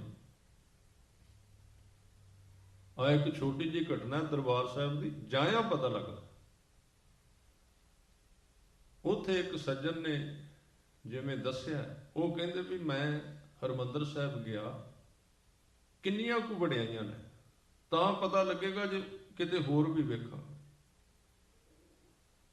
ਕਹਿੰਦੇ ਮੈਂ ਹਰਿਮੰਦਰ ਸਾਹਿਬ ਗਿਆ, ਮੇਰੀ ਬੱਸ ਸੀ ਲੇਟ, 1 ਵਜੇ ਦੇ ਕਰੀਬ, ਮੇਰੇ ਕੋਲ ਟਾਈਮ ਸੀ 3 ਘੰਟੇ। ਮੈਂ 11 ਕੁ ਵਜੇ ਹਰਿਮੰਦਰ ਸਾਹਿਬ ਪਹੁੰਚ ਗਿਆ। ਮੈਂ ਸੋਚਿਆ ਵੀ ਅੱਧੇ ਘੰਟੇ ਦਾ ਰਸਤਾ, ਮੈਂ 12:30 ਤੱਕ ਕੀਰਤਨ ਸੁਣਾਂਗਾ, ਫਿਰ ਚਲਾ ਜਾਵਾਂਗਾ। ਕਹਿੰਦੇ ਮੈਂ ਨਮਸਕਾਰ ਕੀਤੀ ਤੇ ਬੈਠ ਗਿਆ, ਕੀਰਤਨ ਸੁਣਿਆ ਅੱਧਾ ਘੰਟਾ। 12:30 ਮੈਂ ਉੱਥੋਂ ਨਿਕਲਣਾ ਸੀ। ਸੁਣਦਿਆਂ ਮੇਰੇ ਅੱਗੇ ਇੱਕ ਸਰੀਰ ਬੈਠਾ ਹੋਇਆ ਸੀ, ਕੋਈ ਜਗਿਆਸੂ ਗੁਰਮੁਖ ਸੁਣ ਰਿਹਾ ਸੀ ਕੀਰਤਨ। ਜਦੋਂ ਉਹਦੇ ਵੱਲ ਮੇਰਾ ਧਿਆਨ ਗਿਆ, ਕਿਉਂਕਿ ਧਿਆਨ ਉਦੋਂ ਜਾਂਦਾ ਜਦੋਂ ਅਸੀਂ ਵਹਿੰਦੇ ਹਾਂ, ਖਿਆਲ ਰੱਖਣਾ, ਖਿਆਲ ਇੱਥੋਂ ਚੱਲਣਗੇ। ਤੁਸੀਂ ਇੱਥੇ ਵੀ ਟੈਸਟ ਕਰ ਸਕਦੇ ਹੋ, ਇੱਥੇ ਬੈਠ ਜਾਓ ਨੇਤਰ ਬੰਦ ਕਰਕੇ, ਥੋੜਾ ਜਿਹਾ ਵੇਖੋ ਕਿਸੇ ਨਾ ਕਿਸੇ ਚੀਜ਼ ਵੱਲ, ਪੱਖਾ ਕਿੱਥੋਂ ਆਇਆ ਜੀ, ਉਹਦੇ ਪਿੱਛੇ ਮਨ ਇੰਨੀ ਤੇਜ਼ੀ ਨਾਲ ਜਨਮ ਦਿੰਦਾ ਵਿਚਾਰਾਂ ਨੂੰ, ਇੰਨੀ ਤੇਜ਼ੀ ਨਾਲ ਜਿਹਦਾ ਕੋਈ ਅੰਤ ਹੀ ਨਹੀਂ, ਆਦਮੀ ਨੂੰ ਪਤਾ ਹੀ ਨਹੀਂ ਲੱਗਦਾ, ਵਿੱਚ ਬਹਿ ਜਾਂਦਾ। ਜਦੋਂ ਉਹਨੇ ਵੇਖਿਆ ਨਾ ਮੇਰੇ ਅੱਗੇ ਇੱਕ ਸਰੀਰ ਬੈਠਾ, ਨਾਲ ਹੀ ਖਿਆਲ ਨਿਕਲੇ। ਖਿਆਲ ਕੀ ਸਨ? ਉਹ ਜਿਹੜੇ ਗੁਰਮੁਖ ਬੈਠੇ ਸੀ ਅੱਧੀ ਕੁ ਉਮਰ ਦੇ, ਉਹਨਾਂ ਨੇ ਜਿਹੜਾ ਉੱਤੇ ਕਮੀਜ਼ ਪਾਇਆ ਹੋਇਆ ਸੀ ਨਾ, ਉਹਨੂੰ ਟਾਕੀਆਂ ਲੱਗੀਆਂ ਹੋਈਆਂ ਸਨ ਕਿਤੇ ਕਿਤੇ, ਜਿਵੇਂ ਪੁਰਾਣਾ ਕੱਪੜਾ ਕਮੀਜ਼ ਪਾਟ ਜਾਂਦਾ, ਉਹਨੂੰ ਟਾਕੀਆਂ ਲੱਗੀਆਂ ਸਨ। ਤੇ ਵਹਿੰਦਿਆਂ ਸਾਰ ਇੱਕ ਖਿਆਲ ਆਇਆ, ਕਿਉਂਕਿ ਉਹ ਜਿਹੜਾ ਸਿੰਘ ਸੀ ਉਹਦੇ ਕੋਲ ਮਾਇਆ ਬਥੇਰੀ ਵੱਡੀ ਨੌਕਰੀ ਕਰਦਾ ਸੀ।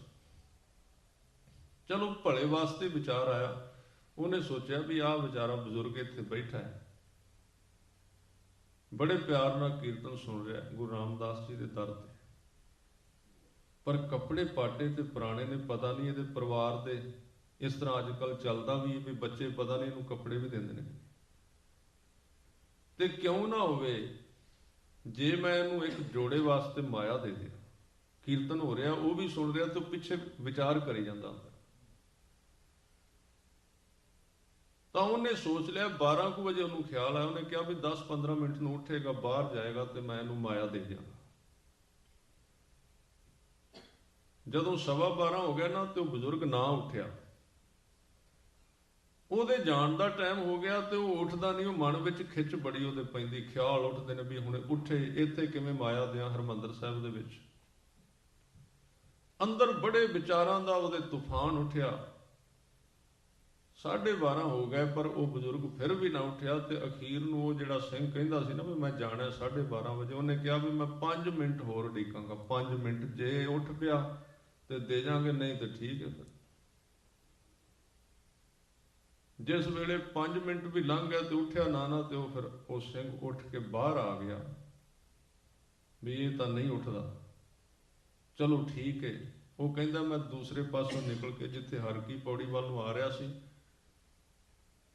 ਅਜੇ ਮੈਂ ਉੱਥੇ ਖੜਾ ਸੀ ਥੋੜਾ ਜਿਹਾ, ਤੇ ਮੇਰੇ ਪਿੱਛੋਂ ਦੀ ਆ ਕੇ ਕਿਸੇ ਨੇ ਮੇਰੇ ਮੋਢੇ ਤੇ ਹੱਥ ਰੱਖਿਆ। ਜਦੋਂ ਮੋਢੇ ਤੇ ਹੱਥ ਰੱਖਿਆ, ਮੈਂ ਪਿੱਛੇ ਪਰਤ ਕੇ ਵੇਖਿਆ, ਉਹ ਹੀ ਬਜ਼ੁਰਗ ਸੀ ਜਿਹਨੂੰ ਟਾਕੀਆਂ ਲੱਗੀਆਂ ਹੋਈਆਂ ਸਨ, ਉਹਨੇ ਮੋਢੇ ਤੇ ਹੱਥ ਰੱਖਿਆ। ਮੈਂ ਸੋਚਿਆ ਵੀ ਇਹ ਤਾਂ ਆ ਗਏ, ਪਰ ਹੱਥ ਉਹਨੇ ਇਸ ਤਰ੍ਹਾਂ ਰੱਖਿਆ ਵੀ ਜਿਵੇਂ ਜਾਣਦਾ ਹੁੰਦਾ ਪੁਰਾਣਾ। ਕਹਿੰਦੇ ਪਰ ਪਹਿਲਾਂ ਉਹ ਸਿੱਧਾ ਮੂੰਹ ਕਰਕੇ ਬੈਠਾ, ਜਦੋਂ ਮੇਰੇ ਵੱਲ ਉਹਨੇ ਅੱਖ ਭਰ ਕੇ ਵੇਖਿਆ ਨਾ, ਉਹਦੇ ਵੱਲ ਵੇਖਿਆ ਨਾ ਜਾਏ, ਇੰਨਾ ਉਹਦਾ ਪ੍ਰਭਾਵ ਸੀ ਚਿਹਰੇ ਦਾ। ਕਹਿੰਦੇ ਉਹਨੇ ਮੋਢੇ ਤੇ ਹੱਥ ਰੱਖ ਕੇ ਇੱਕ ਬਚਨ ਕਿਹਾ, ਕਹਿਣ ਲੱਗੇ ਸਿੰਘਾ ਲਿਆ ਕਿੰਨੇ ਕੁ ਪੈਸੇ ਨੇ ਤੇਰੇ ਕੋਲ, ਨਾ ਤੂੰ ਆਪ ਕੀਰਤਨ ਸੁਣਿਆ ਘੰਟਾ ਤੇ ਨਾ ਮੈਨੂੰ ਸੁਣ ਦਿੱਤਾ। ਸ਼ਾਇਦ ਤੁਸੀਂ ਸਮਝੇ ਨਹੀਂ ਇਸ ਗੱਲ ਨੂੰ। ਅਸਲ ਵਿੱਚ ਉਹ ਜਦੋਂ ਸੋਚ ਰਿਹਾ ਸੀ ਨਾ ਇਹਨੂੰ ਮਾਇਆ ਦਿਆਂ, ਉਹਦੇ ਵਿੱਚ ਇੰਨੀਆਂ ਬਰਕਤਾਂ ਸਨ ਵੀ ਆਲੇ ਦੁਆਲੇ ਦੇ ਸਿੰਘਾਂ ਦੇ ਵਿਚਾਰ ਸਾਰੇ ਪੜ੍ਹ ਰਿਹਾ ਸੀ ਵੀ ਕੌਣ ਕੀ ਸੋਚ ਰਿਹਾ ਹੈ। ਉਹਨੂੰ ਇਹ ਪਤਾ ਲੱਗ ਰਿਹਾ ਸੀ ਵੀ ਮੇਰੇ ਬਾਰੇ ਸੋਚੀ ਜਾਂਦਾ, ਮੈਨੂੰ ਮਾਇਆ ਦੇਣ ਵਾਸਤੇ।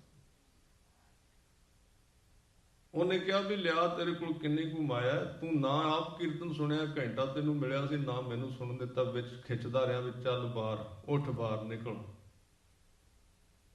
ਕਹਿੰਦੇ ਮੈਂ ਵੇਖ ਕੇ ਹੈਰਾਨ ਹੋ ਗਿਆ ਵੀ ਇਹ ਚੀਜ਼ਾਂ ਅੱਜ ਵੀ ਵਰਤਦੀਆਂ, ਇਹ ਕਲਾ ਅੱਜ ਵੀ। ਕਿਉਂ ਪਤਾ ਲੱਗਾ? ਕਿਉਂਕਿ ਉੱਥੇ ਜਾ ਕੇ ਵੇਖਿਆ ਵੀ ਕੌਣ ਹੈ ਹੋਰ। ਇਸ ਲਈ ਭਗਤ ਰਵਿਦਾਸ ਜੀ ਕਹਿੰਦੇ, ਹੇ ਅਕਾਲ ਪੁਰਖ, ਮੈਂ ਤਾਂ ਇੱਕ ਖੂਹ ਦਾ ਡੱਡੂ ਹਾਂ, ਸਿਰਫ ਖੂਹ ਦੇ ਵਿੱਚ ਸਾਰੀ ਉਮਰ ਗੁਜ਼ਾਰ ਦਿੱਤੀ। ਕੂਪ ਭਰਿਓ ਜੈਸੇ ਦਾਦਰਾ, ਕਛ ਦੇਸ਼ ਵਿਦੇਸ਼ ਨਾ ਬੂਝ।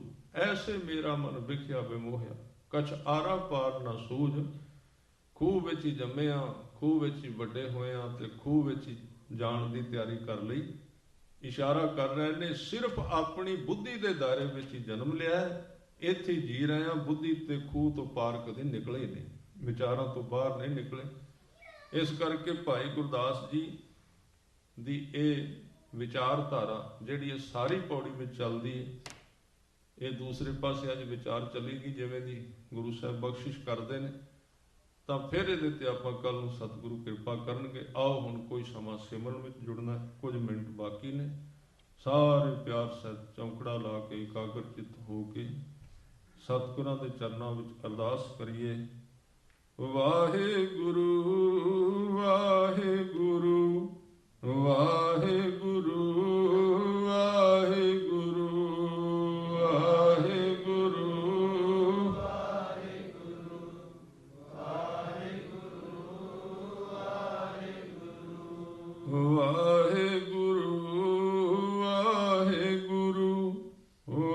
ਵਾਹਿਗੁਰੂ